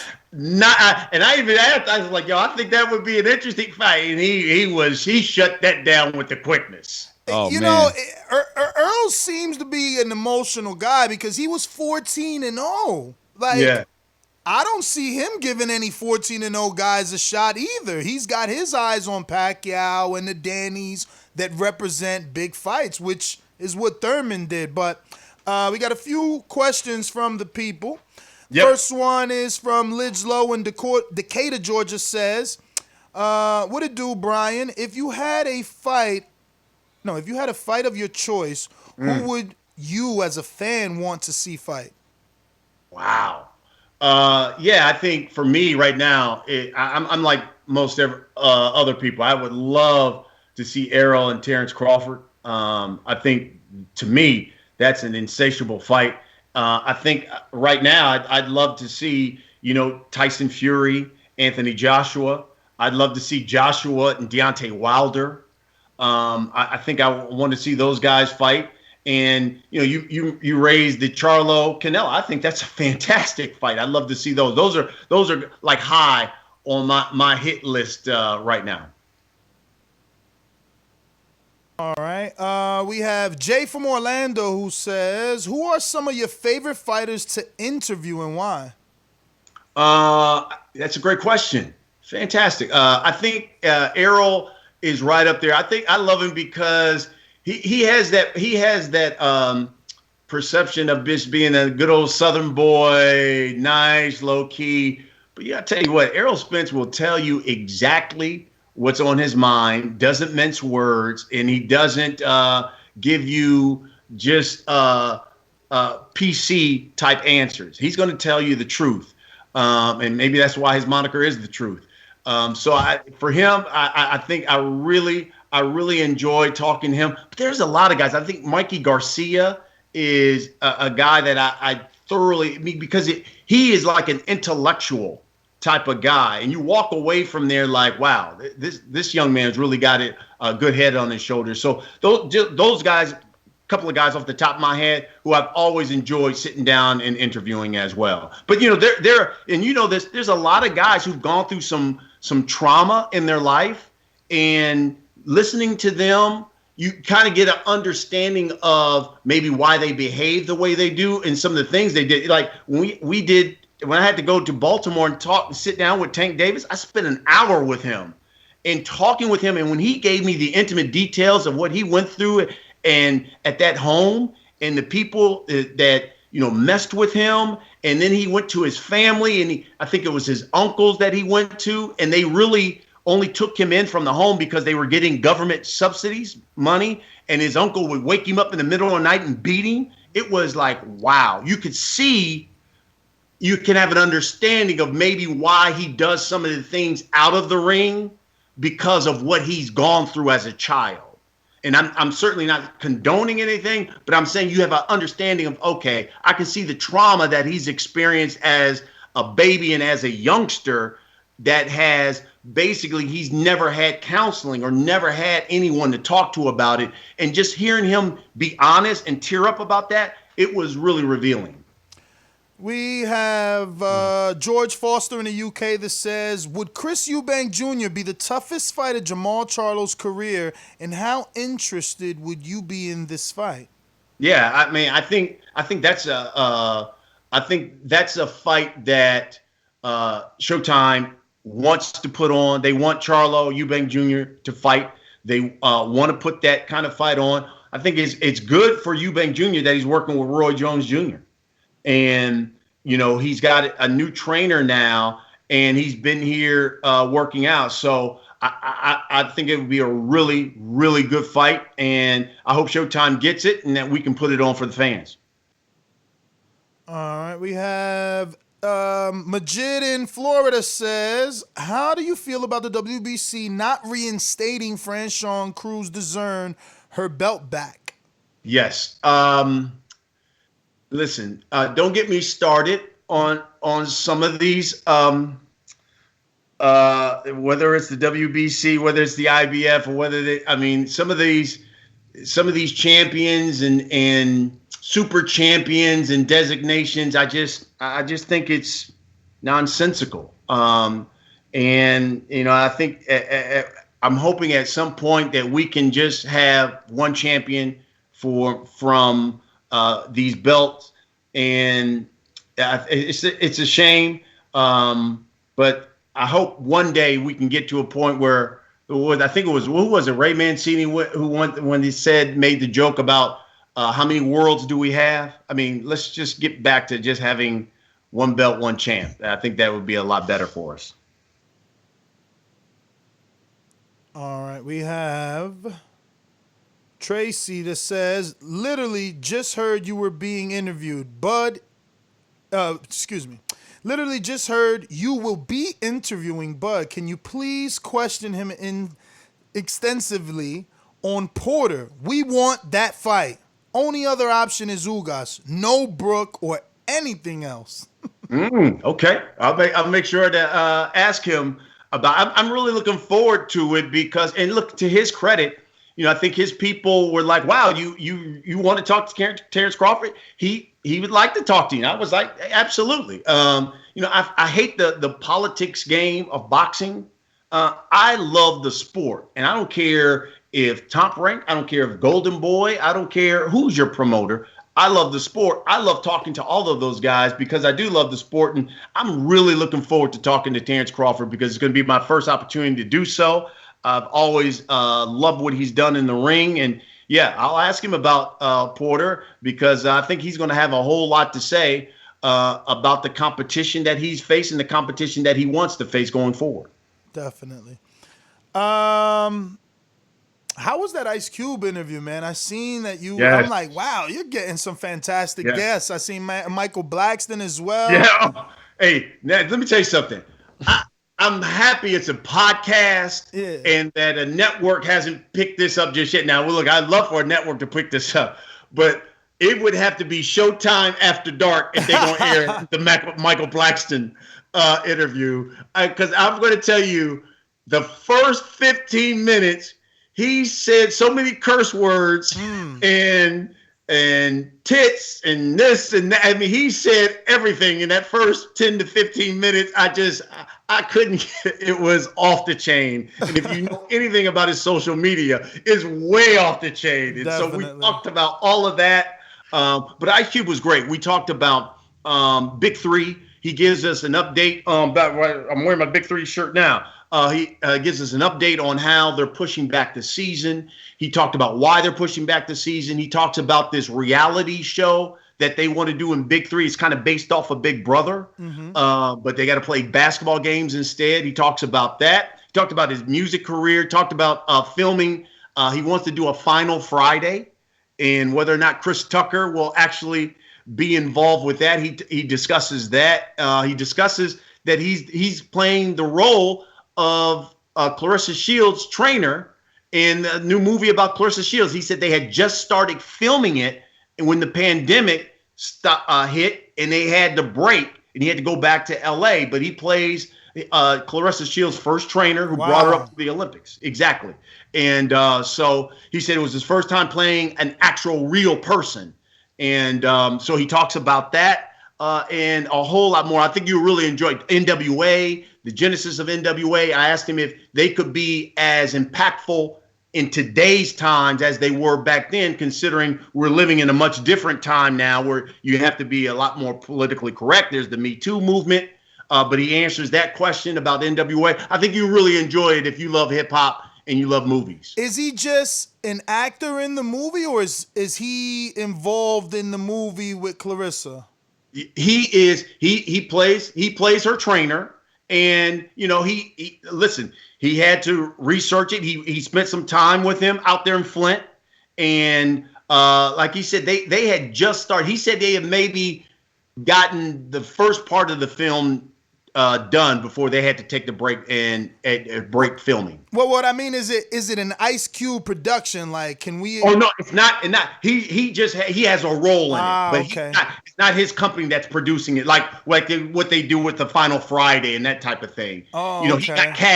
He got cast as her trainer. Oh wow, that is so Interesting. Yeah, matter of fact, because he said he talks about how much he loves boxing, and that during this quarantine, all he's done, he said, is watch old fights. It's got to be a big studio. That's depressing though. Old fights like what? None of our generation, I bet.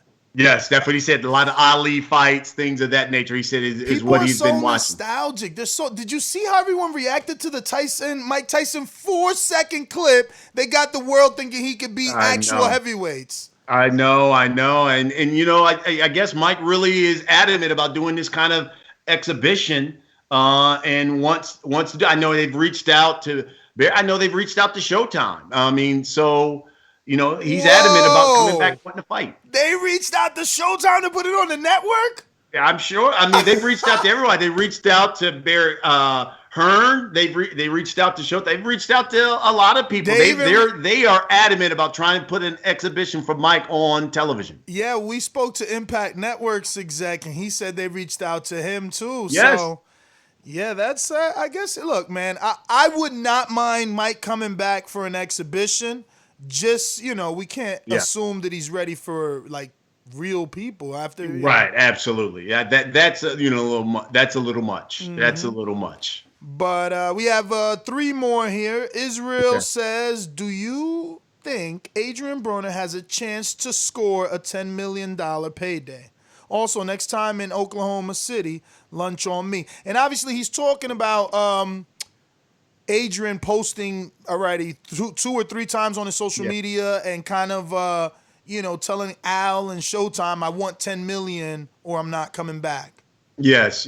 So I think in these times, in light of a pandemic, I think it is very hard for Adrien to get that kind of money. Listen, Adrien he's a great self-promoter, but I don't know if he's that great to get that kind of a payday. Now, you're saying in light of the pandemic, so are you saying you believe if we never suffered this, because obviously we have to now recover? Absolutely. So are you saying if we never suffered this, he was valued at 10 for a next fight? I'm not saying that. I'm just saying he's a great self-promoter, and Adrien Broner will always try to throw out a big number. But, I don't know of a network that's going to pay that kind of money to have an Adrien Broner fight. And you say that based off what? Because my listeners, we actually discussed this 2-3 shows ago, and I argued that he's worth the 10. Okay. You just gave Mikey $7 million on DAZN. So what I mean is he's strong-arming Al and Showtime. If they don't give him somewhere between 7 and 10, DAZN will. I think Devin Haney and Adrien Broner is a super fight. It is the exact fight Devin needs to be on the next level. And for Broner, he might scoff at it, but it's exactly what he needs. Can you dethrone a young, up-and-coming champion? Yes, Haney got it off vacant, but that fight between each other makes the belt legitimate. Secondly, he's been mentioning 135. If he can really get to 135, he's got a plethora of fights at DAZN. So I think DAZN may consider giving him multiple millions, because if you could get to 135, and this is what I suggested, stop being dumb anyway. Make the contract the Chavez contract. You don't make weight, you lose $1 million. Every pound you don't make, you lose $1 million. And that whipped Chavez into shape.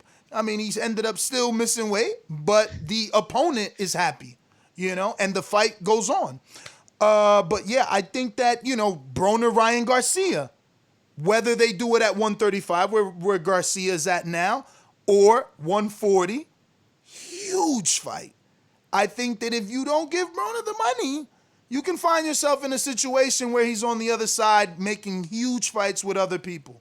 I think you are putting together, I think, nice fights, but again, in this financial model of boxing, there's no way you can pay him $10 million for this kind of fight. If you look at financially DAZN, and I'm not in their financial house, but you've already seen how they've laid off a number of people here in the States. And this was even, people got laid off even before the pandemic. So we're going to come back from a pandemic, and then you're going to really give Adrien Broner 10 for one fight? Now, come on now. For one fight now. Come on now. Well, and I suggested a 3-fight deal with the $10 million payday being the last one, because you got to get him in there anyway. I mean, can he even make 135, 140? Well, I think the days of Adrien making 135, 140 are gone. 142? I think, he would have to be, a lot of them would be catch weight. They would be 142s, 144s, close to 147, but not really 147. I just think those days of him getting down to that weight, gone. Man. Because again, it's the discipline. It is being when you're not in the ring like now, you got to be down to a certain level of weight. You got to be, if you were Adrien, you're trying to fight 135, 140. He needs to be around 150 right about now. When you're not in the ring, that way it's not a drastic kind of weight cut, and that's just not happening. It's just not happening. And I think from a financial standpoint, I think you're giving DAZN from a financial standpoint way too much credit. I mean, listen, they have taken a lot of hits from some of these Canelo fights from a financial standpoint. There are going to be a number of networks that are not going to be about doing these type of big time fights anymore because financially you can't do it. You just can't. I mean, I banked it off of the Mikey thing. I just feel like Broner brings so much more than Mikey. They're both 4-time champs, but Broner he's on all websites. He transcends just boxing. He's on World Star Hip Hop, Hollywood Unlocked, Shade Room. He's TMZ. Mikey ain't on TMZ. Right. It doesn't even matter if he buys a Lambo. He's not on TMZ. So I don't know. If you could give Mikey 7 back then, I think that Broner makes more interesting fights. I mean, that Vargas fight, I was in San Antonio, did nothing. It wasn't. Yeah, I understand. But then here's this. And then you're going to get on here and you're going to be talking after the fight and say, look, or either whether it's Ryan or whether it was whomever, look great. But I wish Adrien would throw. If he would just throw, and it would have been a different fight if he just let his hands go. So, and you know that. You're thinking of the name and what he does outside of the ring. Absolutely. Not what he's been doing inside of the ring lately. No, you're right. You're right. And my listeners argued that. They're like, look, he's not going to let his hands go. Yes. I don't know. See, the difference between you and me and them is that you guys have other sports. Like, look, you were interviewing Ice Cube from the big. I can't tell you one basketball player's name. So, like, for me, I want to be optimistic. I want to believe that Adrien would call Ken Porter and say, Ken, you know me from the amateurs. I need to be in the high performance center in Vegas. I need that climate. I need to train alongside Sean and Coach Larry Wade. You can make the weight with Wade. Look at the way Luis Ortiz looked, for God's sake. Yeah. Keller Plant, phenomenal shape every fight. Badu Jack, phenomenal shape every fight. Coach Larry Wade is the way to go. If you have a issue making weight and you have stamina issues, Sean Porter never looks tired. He'll get knocked down in the 12th and still finish strong. Larry Wade is the new answer. But we got a few more questions from the people. Hey, look, and he's had Kevin Cunningham, and Kevin's got that compound, and even then he broke away.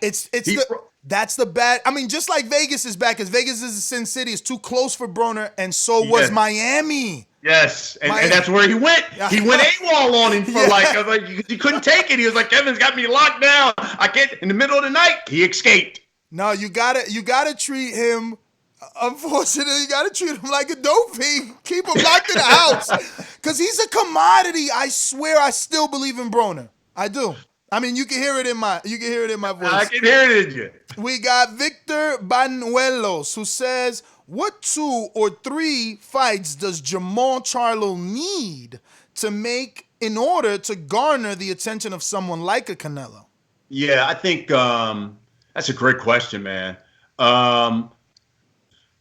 I really wish, like, I tell you what, I wish that he and Andre could get it on. I think that would be interesting. I really wish that Danny was still down at middleweight, or maybe, Jamal could come up a little bit, and, Charlo and the Miracle Man. I think that would be they were talking at one point of getting those two together to fight. Fights like that, Andre Charlo, Andre and Miracle Man. I mean, I think those kind of things, all of a sudden, if he walk and beats those two guys, I mean, if you're Canelo, you've got to fight someone like him. Brian, are you in a rush? No, go ahead. No, I'm Good. So you said Charlo, you're gonna interview Crawford. Yes. He doesn't interview with us, so please ask him about Jermell Charlo and a fight with him. I interviewed Bob. Bob is super interested. He says that Charlo is way bigger of a fight than Kell Brook. He's also interested in Keith Thurman. Keith Thurman said, send the contract. Obviously, Bob said we can't send a contract now because of the pandemic. We don't know when things... And this was before he started mentioning June dates, but I just don't think that they're ready. But Keith is so adamant. He said he would fight Crawford in December on his birthday. Send the contract. Wow. Send the contract. Now, this is my issue with Crawford, and that's why he doesn't come on. They're sending lowball offers. You can't send Danny Garcia $3 million flat and then turn around and send Khan a $5 million offer and he ends up getting $7 million. I mean, Danny was an underdog and beat Khan. Like, you have to treat people fair. Yeah. That's the fight. Jermell. Why I say Jermell, right? So Crawford is on Gilligan's Island. He needs to be great in order to get the attention of everyone else. Now, obviously, there's millions of fans that believe he's pound for pound number one, but at welterweight, he's sitting around upset. He wants the big fight. He can't get it. Jermell, in my opinion, doesn't represent Oscar for Floyd, but it is a similar test. It is a welterweight moving up to 54 to challenge, in this case, a champion. It would really solidify pound for pound status, and there's no way you can't get Errol Spence's attention now. That's a tough task. Obviously, Jermell is young, a lot of knockouts, Yeah. But what else is there? And I know that's also PBC, so maybe even that's far-fetched, but really, what is out there for him? He doesn't want Patrick Teixeira, who has the WBO, and he obviously has an easy route with the WBO and the relationships that Bob has. There's nothing out there. We don't want Kell Brook. I don't want that. Kell Brook hasn't fought. This is a note. He hasn't fought at welterweight in 3 years. Why in the world would I pay pay-per-view for that? Or why would I want to watch that? Maybe on the playback. It does nothing for him. It's not a barometer fight. It doesn't matter that it's the common opponent.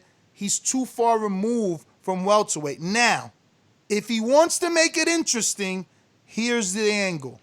Floyd Mayweather went behind Pacquiao and faced Cotto, and for us not to say, oh, you're fighting the leftovers, he and his catchphrase was, I'm fighting him at his real weight. I'm not sucking him down. So you can fight Kell Brook at 54 and say, I'm not sucking him down. His last 3 fights have been at 54. Don't suck this man down for an advantage. Show your greatness. Because all my listeners hate me because I don't believe he's that guy until he proves he's that guy. He did that at 40, but there's divisions for a reason. Look, I would have died that Wilder would have beat everybody in the division. And those 60, 50 pounds made a difference, obviously. Yeah. So, I just want some good fights. And you're going to interview him. And that's the predicament when you are Top Rank and you have that deal with ESPN and that app that make sure that you only fight exclusively on that app. Because why would I because I not only fight for Top Rank, but Top Rank has that deal with that app. They have a financial deal with that app. Why would I then risk my golden goose, who's a great fighter, put him in big time fights with someone that could, and I'm not saying it would, that could beat him? All of a sudden, I'm done with this app because that's what I've been selling is this guy. And there's nobody in my landscape that I can put him with. They're all over at PBC or what have you. So he has had to fight guys that don't have that kind of name or resume on there. And that's the predicament. Not because Bud Crawford doesn't want to fight those guys. He wants to fight those guys. But, Bob knows this. To get that deal done, you got to go through a lot of red tape. You saw how long it took Manny and Floyd and the negotiations it took just for HBO and Showtime to come to an understanding. And to get that thing done, it's one thing when you're doing it with ESPN and the network, but he's on that app. And so that's a different thing because that, a lot of those fights are just on that app. What? Can you be more specific? What do you mean he's on that app? Because he's fought on ESPN too. Are you saying he's got a certain amount of fights contracted to be on the app? Well, that ESPN, what is it? Plus, it's the app. Most of it. When is the last time you seen Bud fight on ESPN? I mean, the last one was ESPN pay-per-view, Khan. Yes. I mean, how long ago was that? That was what, a year and a half, 2 years ago? How long ago was that? I don't think he's ever. You're right. Let me double check. I think he has been on ESPN because I remember him complaining that Loma was not on the app, and why did he have to be on the app? Thank you. So you're trying to get people to buy this app, and you're saying we got Bud Crawford, but yet you don't have a stable of good fighters to put him in there to really draw people in there, and that's the problem for him because you can't get all of the big time guys to come over there and fight because he's fighting on this app, this ESPN app. How are you going to get that? How are you going to get that done? It's way too much red tape. That's just the way I see it. It's way too much red tape. It's not that he doesn't want to fight the best. I think it just takes way too much political. You have to cut through way too much political red tape to try to get one of those fights done. Dang, I think you're right. It's looking like even Jose Benavidez was on the .com and the app, and it was on Deportes. I guess that's television, but that's Spanish. Why would it not be on English? Thank you. I'm just because that's they try to draw you in to get you to buy the app because we got Bud Crawford over here, but you can't get anyone else to fight over there. But wait, I got to get his viewership because I remember he did like 2 point something last year. Oh, okay. Against? I'm gonna check. I'm gonna Google viewership. That was okay when he fought. Is that the guy who he fought and the guy dropped him and then he came back and stopped him? Correct. I love you. Yes. I say, I argue every day. That was a knockdown. I ask fighters every day, and every fighter says it was a knockdown. I cannot believe that referee stole that knockdown from me, Machine. Yeah. But yeah, I just think that's the problem there where it lies there. There's no welterweights in that stable to match him with to put on big time fights. You're going to have to come to some type of agreement, whether it's with Fox, whether it's with Showtime, and get him against some of the big time people. And it's going to take some time to get that done. I think he was on ESPN. I found Undango. Undango was on ESPN, but that was in 2017. Okay. Mean Machine was on regular ESPN. They got a million for Undango, a million, nearly a million views. Yeah. Mean Machine was on ESPN. But but you're never going to see him in a fight. Again, Undango and those guys. You're never going to really see him against high level competition on just regular ESPN. It's not. That's not going to happen.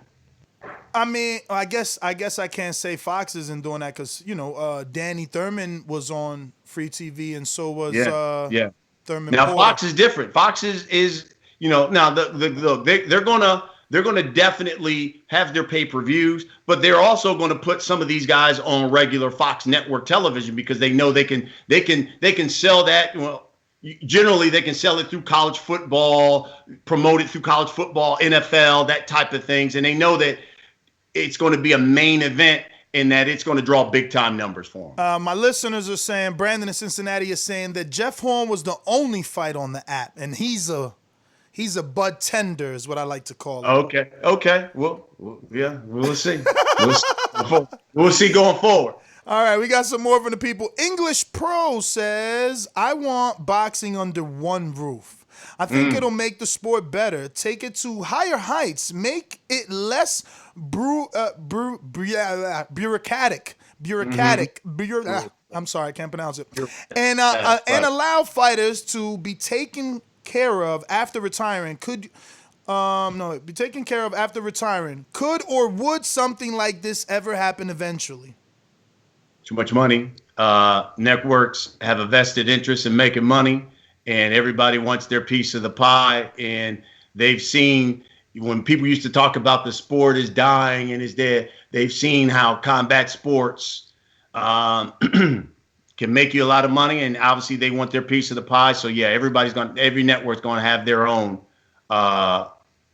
version of boxing, and generally, unless it's a huge mega fight, they're not going to try to work with any other network. All right, so we got a super chat live that says from Trenton Jones. He says his last few fights were on ESPN. Ness. So yeah, everyone's confirming. We got a lot of Crawford fans here. I love him, man. I just, I want him. I'm like him. I want to see him fight the best.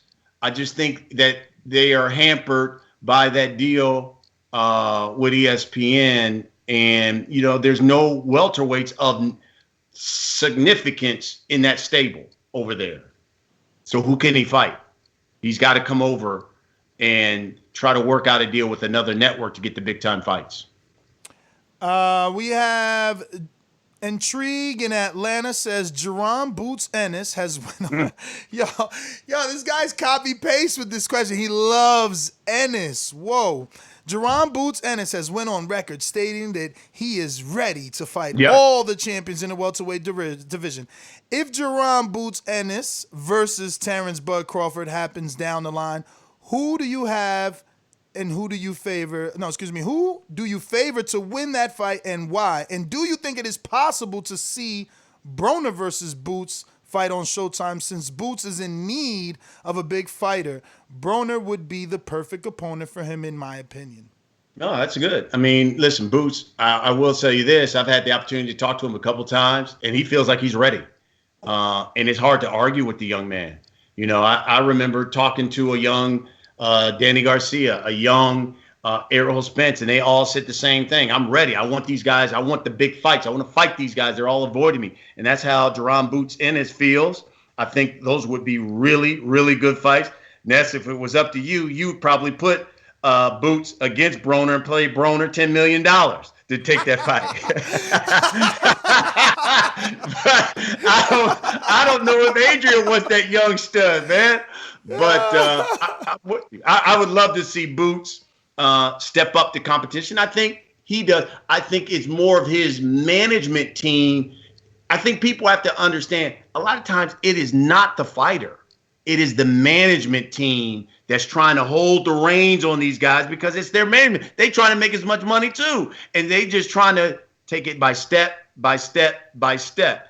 And I think it's more of his management team saying, okay, we want to go to, let's say, the class 1A, not class A right now. Let's go to 1A and give him maybe a step below the big boys in his next fight. So in our previous conversation about Bud, my listeners want you to take notes. Trenton Jones says he does have options in all caps. Sean Porter with about 5 exclamation points. Because that's the other fight. As a fight fan, if you can't get Earl, Porter gives us, he's the test. It's the Porter test. It'll be an action fight. Sean going to come forward. He going to give it to you. And if Bud beats that fight, he is everything they say he was. Yes. We got to see how you win that fight too, because look at Earl. Some of us went into that thinking, oh, Earl's gonna, have an easy time with Porter, right. And that was not the case. Porter has an argument. If that knockdown doesn't happen, we went and rescored that during this time. That knockdown doesn't happen. It's close. Very close. It's close. Close. I'll give you two things on that. Number one, with Sean. Then they've got to work with Fox because Sean has become more of a Fox guy because of working on television there. They said, hey, look, we not only want you to fight here on our network, but we will give you a position here. That way, even after your life, after boxing, you can be a commentator. And so they've given him that home there. And so that's where he's comfortable at. So now if you are Bud, your people have to now try to work with Fox to get a deal done. And obviously, Fox ain't trying to have that deal and that fight of that magnitude on ESPN. They want, hey, we want it on Fox pay-per-view. So then you're going to have that big tug of war there because there's way too much money that would be involved there. I think the one thing, too, getting back to Sean and Errol, I think here's the thing about Errol that I like a lot. He listens to what people say. And whether it's right or wrong, he felt like, okay, people said when I beat Mikey Garcia, I just boxed. But he said, I wanted to show people I can box. People just thought I was just a slugger and I come forward. And I wanted to show people I'm diverse and I can do more than one thing. And I can box the brakes off this guy. And that's what he did. Then he took criticism from that. And then heard, well, now you're facing Sean Porter, who's a dog, who comes forward. And in his mind, he said, well, I'm going to show y'all I'm a dog. I'm going to come forward and I can slug with this guy. So whether you like it or not, I love that this is a guy who does listen to what these boxing fans are saying. Says, oh, you said that about me? Let me show you. I'm going to go do that. Even though it may be out of your repertoire, he's going to go do it because he always wants to prove a point. I love that in him. And like I said, I think it would be great to see him and Bud Crawford fight. I mean, that'd be tremendous. Yeah, I scored a 7-5 with the knockdown for Earl.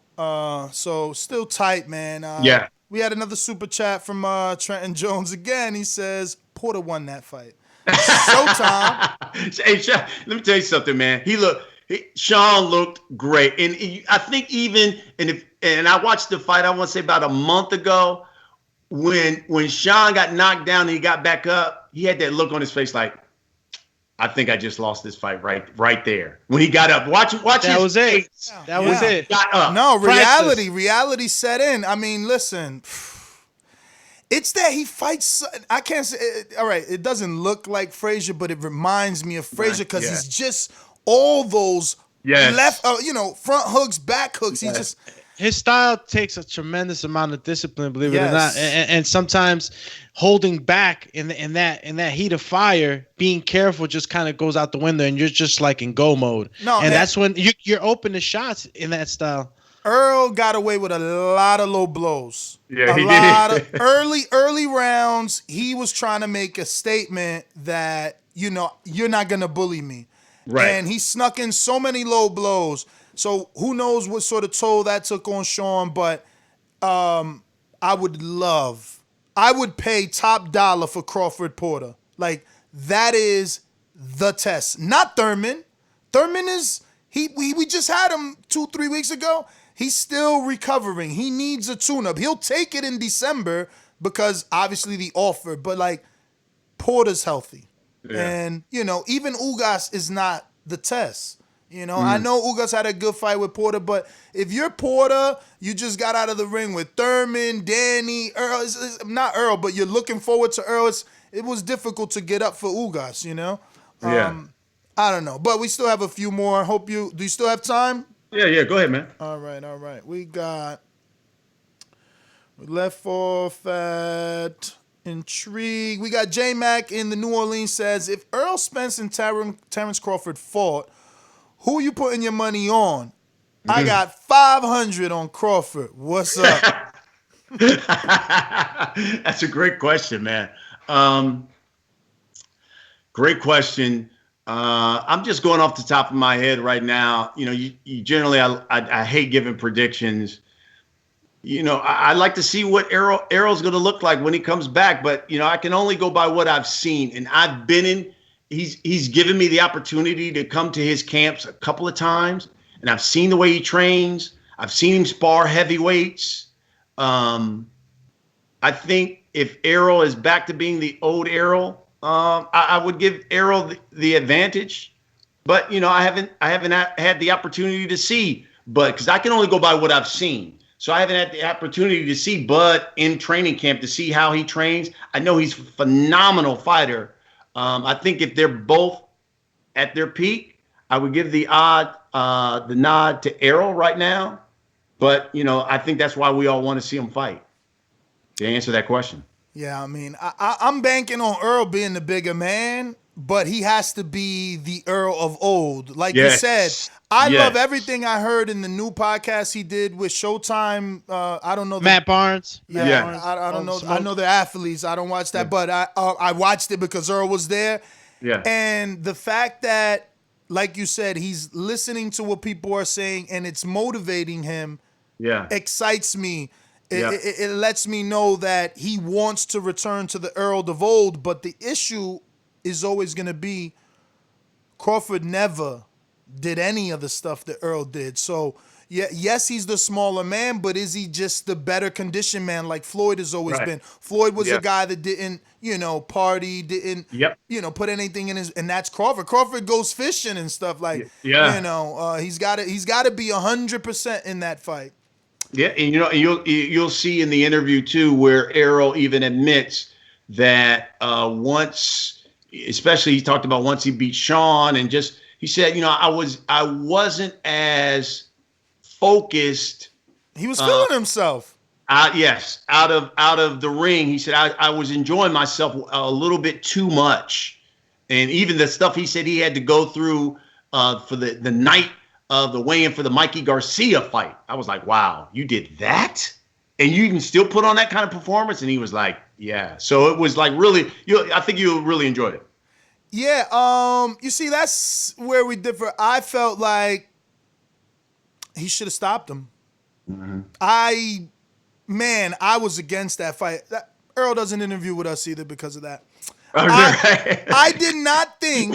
What are you doing, Ness? What are you doing to these cats, man? I'm just saying it, and people send him the clips of the show. So, Brian, all I said was, there's no way that fight does over 50,000 pay-per-views, because it's like, who's dumb enough to think that Mikey had a chance? I can't believe 400,000 or 300. Who's that dumb? I paid for it because, look, it's a tax write-off. I have to talk about it. But... wait a minute. You gonna tell me all of those Mikey Garcia fans didn't come clamoring into here and say, "What are you talking about? He was on the pound for pound list at that time." And Mikey Garcia is one of the most skilled boxers in the game. That's all I heard going into that fight. Listen, I know we all could be wrong because AJ and Ruiz, I never called that. And then excuse me. Then I thought Ruiz would win the rematch because of based off the first one. So I was wrong both ways. But I'm glad I was right with Earl. And I felt like he was going to stop Mike. The same way I feel Earl is the bigger man with Crawford. Now I need to rethink things. Like right now, I just realized that you didn't stop Mikey. But he did say now he struggled with weight. That's something that he didn't release till this year. Yes. Or this month, rather, right? Yep. So that's something to factor in. But at the same time, if we didn't know that information, like you didn't even stop Mikey, how you going to stop Crawford, who's aggressive? Crawford, he's been knocking people out. Hey, he's not going to decision. He bad boy, man. He a bad boy.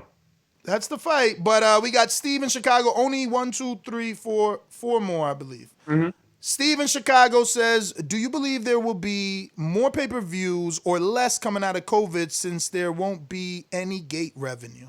Yeah, I think I want to say there will probably be less. It's just the business model and I think the financial model of boxing got a little out of whack. And I think a lot of it had to do with Fox. It had to do with DAZN. It had to do with the ESPN app plus whatever. all of these guys, and then they were trying to make a statement by paying these guys exorbitant amount of money for fights that really should have just been championship fights, not necessarily pay-per-view fights. And so I think the business model kind of got out of whack. Now, we've had this pandemic, and so obviously now these networks are going to have to put the purse strings on the financial part of it. So I think you'll start coming back. We'll see more regular fights as opposed to pay-per-view fights, because I know one of the things is that I'm talking about Showtime will have Tank Leo Santa Cruz, and they definitely want that to be a pay-per-view fight. We were planning to have it this summer, but there's no way you can put that fight on when we come back. There's no way you can even put it on towards the fall, because you still have to kind of gauge and see when you can have fans back in an arena, and they're both adamant on they want it to be a pay-per-view fight. Well, if that's the case, then you may have to wait a while. Maybe a fight that you wouldn't have until the end of the year, or maybe possibly even next year. The model is out of whack. It's funny you mentioned that, but with COVID and everything else, in the foreseeable future, how soon do you see a fight actually happening? Yeah. I mean, again, I think, I know you'll have a top rank fight in June. I know we're going to come back in July, but I think going forward, you'll see just more regular championship fights. I don't think it'll be a little bit of a while, maybe towards the end of the year, before you even see a pay-per-view fight, because they're so based on the gate. And if you have fans, that was my second go at making that statement, is that the gate revenue is lost. The boxing economics is totally different now. So, how do we project how much longer we're going to have to adjust to going back to normal? I mean, it's really going to be a long time before things go back. Based on the science, based on the science, and people's habits. I mean, there are going to be a lot of people who would be nervous to come to an arena and be sitting right next to somebody. So, we're going to have to do it based on the science, and just like anyone else, we have to wait until whether we have a vaccine or what have you, where we could have large arenas packed again for championship fights. I think the good thing for the sport of boxing is, unlike the NFL, unlike the NBA, we don't have to travel with such a large contingent of people. They've got a whole thing of coaches to trainers to this and that. We can just travel with fighters, broadcast team, and just the necessary people in there, and that's it. So that's why I think we can come back a lot quicker, and we have come back. Combat sports can come back a lot quicker than the other sports, because we don't have the traveling contingent that those other professional sports have. And, we can have whether it's being in the sound stage, or whether it's just a ballroom, a ring, the announce crew, judges, medical personnel. That's it. All right. We have Scott, the Christian fight fan. What's up, Brian? God bless, sir. Why do you think the WBO title is receiving so much disrespect these days? Yeah, I think I think it's probably because of the image. A lot of it is perception of image, and obviously the green belt, and a lot of people love the WBC. They're very active on what they do. The IBF, there are a lot of people who respect. But I think the WBA says that has the argument too. They say, hey, why don't y'all respect the WBA belt and things of that nature? So I mean, every one of those belts have an argument on, we feel that we're the best. Why don't you promote us more? It's about how you promote yourself and things of that nature. Look, Crawford, WBO, right? WBO champ. So it's just about that association. BC has always been that prestigious belt because it's supposedly the green belt. IBF has always been out there. And it's just, that's just the way these belts feel. It's how they promote and market themselves. And then other people look at, well, that one's been around longer. That's why I look at that one more so than I look at these other belts. All right. We got George in Dallas-Fort Worth. Do you think Mike Tyson can beat any current non-champion at heavyweight? Sure. I mean, I'm sure there's some cats out there that he could lay out who, get in the ring and who are pro fighters and may not, have the skills. Even Mike at 3 can knock those guys out. But if you're saying, Mike Tyson against an Andy Ruiz, I don't know if I want to see those kind of fights.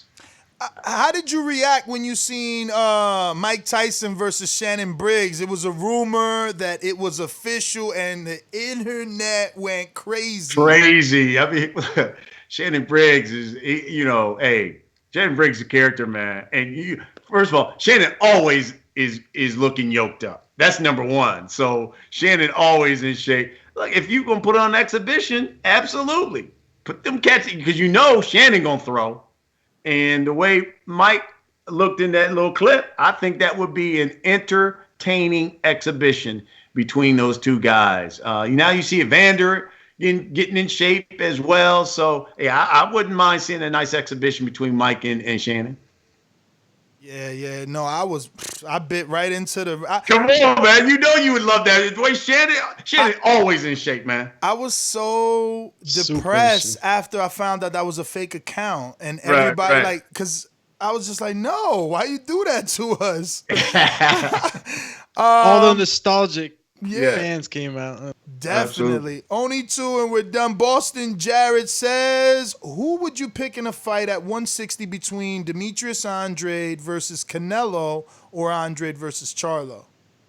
Well, I think, I think pound for pound right now, I mean, Canelo's at the top of his game. Demetrius is really, really great fighter. I like Demetrius a lot. I would probably give the advantage to Canelo right about now. And then that fight with Charlo, I think, would be really interesting, man. I don't put anything past the Charlo. So I think that would be a phenomenal fight. I just hope it happens. All right. Last one. Christian says, hey, Brian, thanks for coming on the show. Not too long ago, the hypothetical of boxing drafts and trades was kicked around. I like the idea of Crawford to PBC for Tank to Top Rank. I think the trade facilitates an amazing and lucrative fights for both sides. Do you like the draft trade idea, and do you think it's realistic? I don't realistic. No, no, not in any way, because Crawford does great things for Top Rank, deservedly so. And Tank, whether you love him or hate him, man, he puts butts in the seats and he draws eyeballs. So I think they're both great at what they do. They're both in their prime. And I think it would be something that neither side would even entertain trying to trade those guys. Yeah, man, that is funny. But that is the last question, Brian, man. You gave us so much time. Appreciate it. I want to thank you, obviously, for coming on. Please give out not only your social media, but where everyone can find The Last Stand. I obviously have posted it on our Patreon, and people, that's where they asked all those questions, so they know how to get it there. But for anyone listening on podcast form and not watching us live on YouTube, please let them know. Yeah, so Twitter is @BCusterTV. Same thing on Instagram.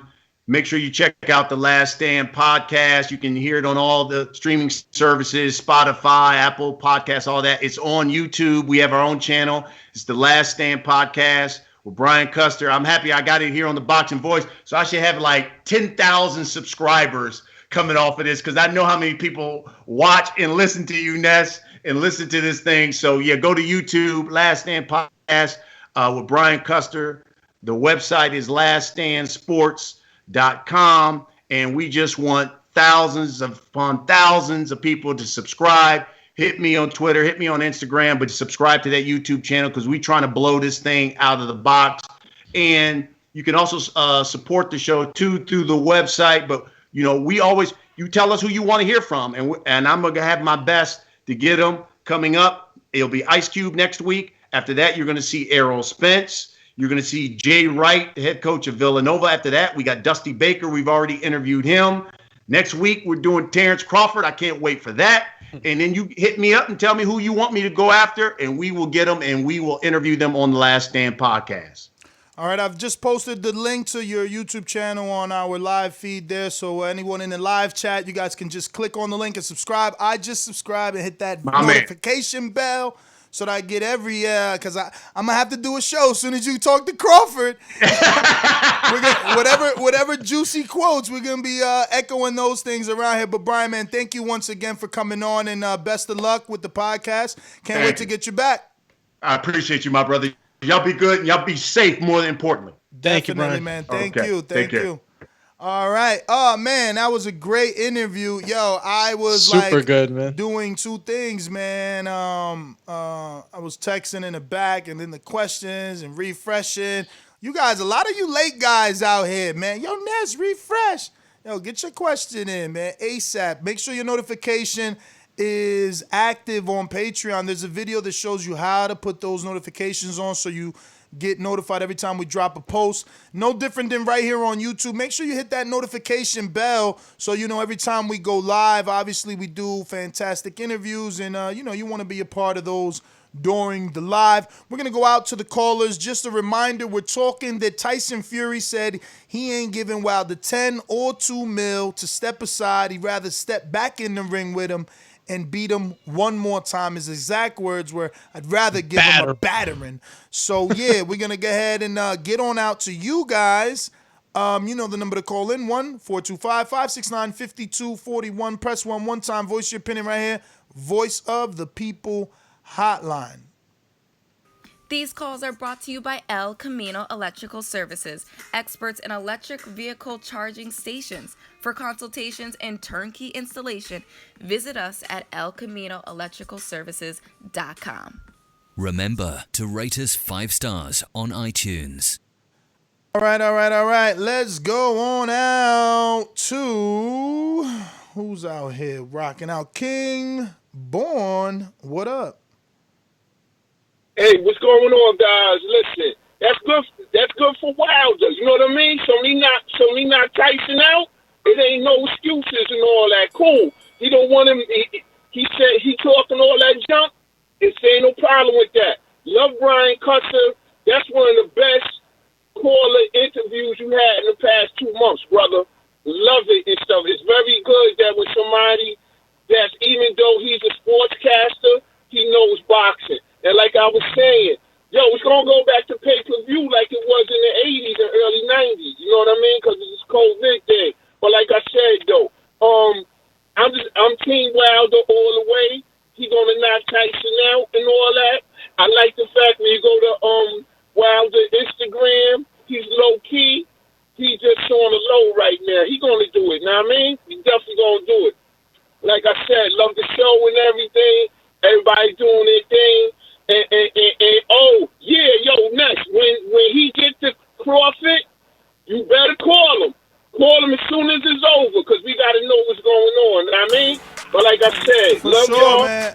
Now, I'm actually probably going I subscribe, so hopefully I get the notification and we not live when he's doing it.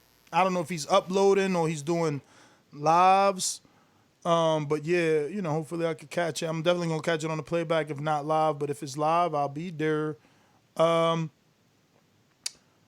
going out to Greatness Harlem. What up? Chee. Greatness, just listening right now. Trey in the Bay. What up? Just listening right now. Izzy in Oklahoma. Is he there or is he not? Izzy is here. Good morning, fellas. Great interview, man. Good interviews, I should say. That was 2 good interviews. Like him or hate him, you got to respect what Tyson Fury said. He said, "Yeah, I'll do it again. No problem. That's fine by me." That's my thoughts on that. I'm obviously going to still root for Wilder when and if they fight. But I respect what he said. He didn't shy away from it. And I didn't like hearing all that AJ talking. That's my call. All right, Izzy. Jay, Colorado, what up?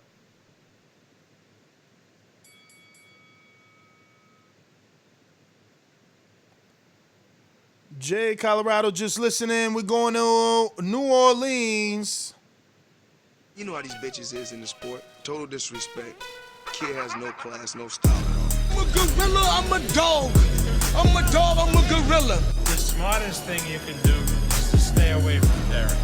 He can't be the boogeyman if I'm chasing him. You want to bet on? You bet 100,000 on that. Let's bet $1 million. Easy. Let's bet $1 million. Yo, Ness, I see he ducked my $500, but I'm in the barbershop getting my hair cut, so give my call to Stonebone. All right. I mean, ain't nobody gonna take that bet like that. Like the fight ain't even made, but I hear you. And I don't know. I mean, I you know, if I was, I wouldn't be taking no $500 bet like that on no show. Super chat from Eric Cruz says, "Great show and Ness and Doomy." Let me get to. So interesting that you come across like a nice guy, but you're really a piece of shit. Hey, that comment. No, that was a piece of fuck you. That was a piece of shit. You know, we're doing live TV. Man, I don't care. What you gonna do about it? I'll kill this mother. Why do you have to talk like that? Well, I'm talking to you the way I want to talk to you. You have a problem? Turn off your station. I'm the best ever. Yo, y'all can hear me? We hear you, champ. We hear you. Yeah, man. I'm in the barbershop, man. I can't really talk that much. Yo, but, y'all in sync and shit. Y'all Yeah, really good- twins. Good interview, man. No problem, brother. Thank you for calling in. We going out to Florida. El gran campeón puertorriqueño, this is Phoenix, Chico Trinidad. You got any excuses tonight, Roy? Let's not ask questions like that. Let's touch gloves and go to work. Let's go to work. Hello, can you hear me? Yeah. Oh, what up? What up? Good morning, y'all. Good morning. Great show, man. Good interviews. On the Tyson Fury Wilder thing. Get on that side for me. You know, hey, I'm glad he don't want to pay him step aside money. I want to see the third fight. You know, I'm a Wilder fan, so I think we got the third fight. Great interviews, man. I feel Franchon, bro. She just sounds so nice, man. Such a sweet lady. Like it's terrible what they doing to her in boxing, man. Like, you know, just listening to her interview, how funny she was, how lighthearted she is. Like, you know, when she said only thing I ever did was be born an African American woman, and she's getting treated like that, man. That was like, damn, that sucks. I really hope she gets her justice, man, because she deserves it. You know, she's a great person on top of a great fighter, so she don't deserve to be going through what she's going through. And yeah, just great interview with Brian Custer, man. I'm gonna check out his podcast. I didn't even know he had one. But yeah, that's it, man. Appreciate y'all. No doubt. King, man, thanks for calling in. King, I mean, Essex in the building. Just like the king is what I mean. The king is what I mean. Yo, TBV, what's good, fellas? Good, champ. What up? Yo, that was Brian Custer right there. I was trying to listen. I was working out at the same time. That was Brian Custer? Yep. Yo, that was definitely a great interview, man. Like, Brian Custer is the unsung hero of boxing, man. Definitely, man, I don't know how I missed the Patreon on that one. But still, let me get right to it. This thing, like, Tyson Fury, he wanted all the smoke. And it's good to hear that. I mean, that sets our perspective on everything. Because I know it was an article, he was all checking the credibility whether or not, you know, man, somebody was breaking up some So, damn, OG Info Joe with the background noise on your call. Nah, it's all good. But listen, I'm saying, like, that fight, I guess it has to happen, but so that limits, I don't know, is that just chess in terms of just, that's it? Because that closes the door on a lot of fights to me for Wilder moving forward. If he lose that fight, respectfully, he's going to be like a Luis Ortiz is to the division. I mean, you got to move him to the top of the bottom. So he's going to be below Fury and Joshua. He's going to be right there. So, you know, So that's my call, man. Listen, great show, great content, great callers, TBV. I'm out, man. Thanks for calling in. Amin of Essex, Stone Bone, Colorado. What it do? What's happening? What's happening? Morning. Yeah, great interview, man. I love Franchon, man. I met her out here at the Olympic Training Center, man. Her husband was right there too, man. That's why I tell dudes, man, if you get you a real woman, man, stand behind her, man, and sometimes in life, you know what I mean, you can lead from behind. You know what I mean, if she doing the right things, you supposed to support her 1,000%. And only a sucker dude hate to see his woman winning and he losing. You know what I mean? It's like, nah, when your woman winning, you winning. You know what I mean? A lot of these dudes ain't built tough enough to be able to support their woman to win. A lot of these dudes is so selfless, so selfish, and like, oh, if I can't do it, she can't do it, or if I ain't do it, it ain't done right. You know what I mean? They end up hating on their own woman. So shout out to her and her husband and their relationship, man. That's black beauty at his finest. And Tyson, listen, we heard from Tyson Fury. Now we just need to hear from Wilder. Tyson Fury say, nah, I'm gonna put hands on him again. I beat him twice. Why would I pay him to step aside? I can just beat him up and make another $30 million. And it's hard for me to say Wilder can take $10 million to step aside when you can make probably $30 million to fight. You know what I mean? That's $20 million win or lose. You think you're gonna walk away and get that back? If you don't fight, your next fight gonna be for $5-7 million versus some PBC heavyweight, and you don't want to do that. You at the $20-30 million level, keep cashing out. And Ness, man, do your homework a little bit better, man. He done had 3 fights on regular ESPN. He only fought on ESPN Plus once, and one ESPN. What you mean homework, man? That was Brian said that. I ain't say that. You was agreeing with him. I'm like, whoa. I was like, yeah, you right. You right. When we just did shows about him being the #1 rated boxing at the time when they fought. But the ratings was down. Bruh. Like, we just, come on. Everybody forget. Everybody we did a show, 2.8 million. Come on. Like, we acting like he just I fighting the one said that. I'm the one who's like, nah, I think he just did 2 point something in this year. That's what I told him. We fact checked him though, Stone. And I started Googling on the spot. What are you talking about? No, I'm saying that, listen, that was right. That was sitting there as you was like, you right. Then you was like, let me look. Yeah, because it ain't sound right. Hey, but when you said it, you said, I think. You wasn't saying it like, yeah, he did 2-something million with that. He was like, oh, yeah, because I didn't know the exact number. I thought it was like 2.6 or 2.8. I didn't want to be wrong. No, I'm just saying though. He was saying like, oh, he only fighting on the app, so he can't get nobody to fight him. So if that's the case, nobody gonna fight on the zone then, because everybody fighting on the app. So it's just we know he on the PBC payroll. But that's why Ramirez went over there, because they are on the app. That's the whole point. They went over there. Ramirez went over there because Hooker's on the app. Hooker can't leave. TJ, what up? I think you just listening. TJ usually just listens. Nah, I'm talking. Oh. I'm talking. You hear me? Yes, sir. Yeah, man. I just wanted to say shout out to the great interviews. Yeah, I'm glad that Tyson said that he gonna go ahead and take that fight. He ain't looking to step aside. I knew Wilder wasn't on it either. But yeah, man, great interviews. Y'all need to start mentioning Sean Porter all the time. Every time y'all bring up Crawford, just bring up Sean Porter. We got to get that trending. I don't want to hear about no other fights, no other news, no nothing. No nothing.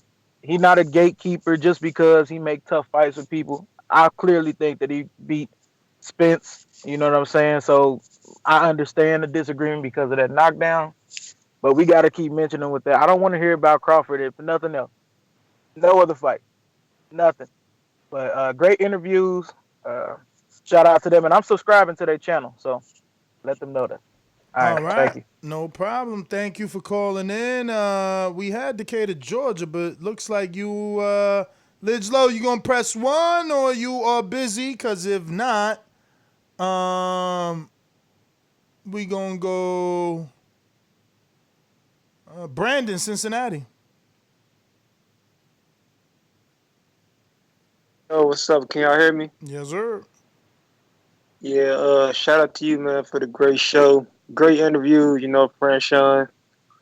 It's good to hear from the women. You need to go to get Alicia Baumgartner and Raquel Miller up on here now that you got the video up. You know what I'm saying? Get that popping with one of them two or both of them at the same time. You know how I like it. But Fury saying what he's supposed to say, man. He's talking shit. You know, he got the knockout. He beat the shit out of Wilder, so he said he got the right to talk like that.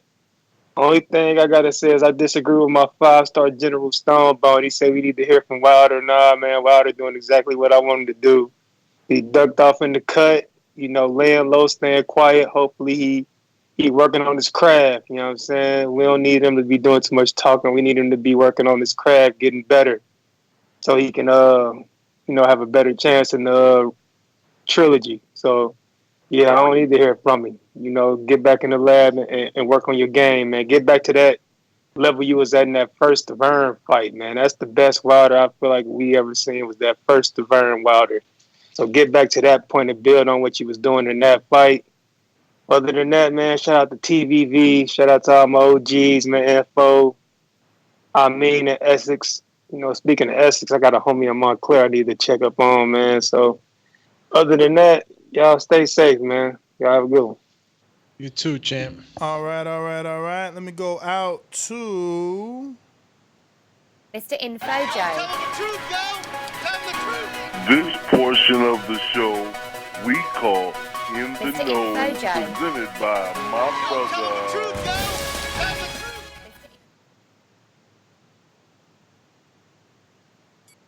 Info. Yo, good morning, champs. Buenos dias. Buenos dias. I got a question for y'all. Is this the illest podcast in America? Say hell yeah. Hell yeah. Hey, man, great show, great interview. Sorry about the background. I'm at the gas station getting some gas, man. Shout out to Brandon and King. Sorry about the interruptions. Great interviews. Hey, Ness, you dropped the ball, man. You're supposed to have Franchon Crews sing a few bars for us, man. Hey, that should have been your question, champ. Oh, and as far as Fury and Wilder, man, I'm glad Fury said that, man. I don't want no step aside. I want him to take the fight. That's all I got. Peace, family. Shout out to the boxing gods. Joe, thanks for calling in. Decatur, Georgia. Lids Low, what it do?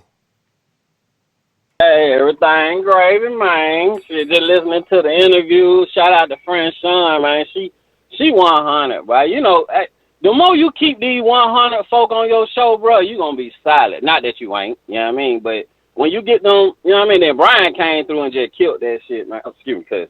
You know what I mean? So shout out to Brian, man. Shout out to all y'all, bro. Shout out to all the callers. Shout out to Baldy. As far as this Fury and Wilder, shit, run it. Let's run it. I ain't even tripping. Wilder need to get that get back, because ain't no telling if AJ would have win against Fury, he probably would never get that shot. Y'all know how that shit go. But I'm going to leave that alone. Y'all have a great one, man. I'm out there thing. All right. Thanks for calling in. Double checking. That's everybody. Yeah, man. Catch us on the next one. That's GTO, Instagram and Twitter. We'll be back. Today's actually Thursday, right? Nah, today's hump day, brother. It's like, nah, it's Thursday. Oh, I was about to say, all right. Flagshippy. Yeah, we'll be back 7 p.m. Eastern. Peace. That's Alex_Doomsday_LAINEZ on IG. Alex_Doomsday_LAINEZ on TikTok. Catch us on Thursday tonight. Peace.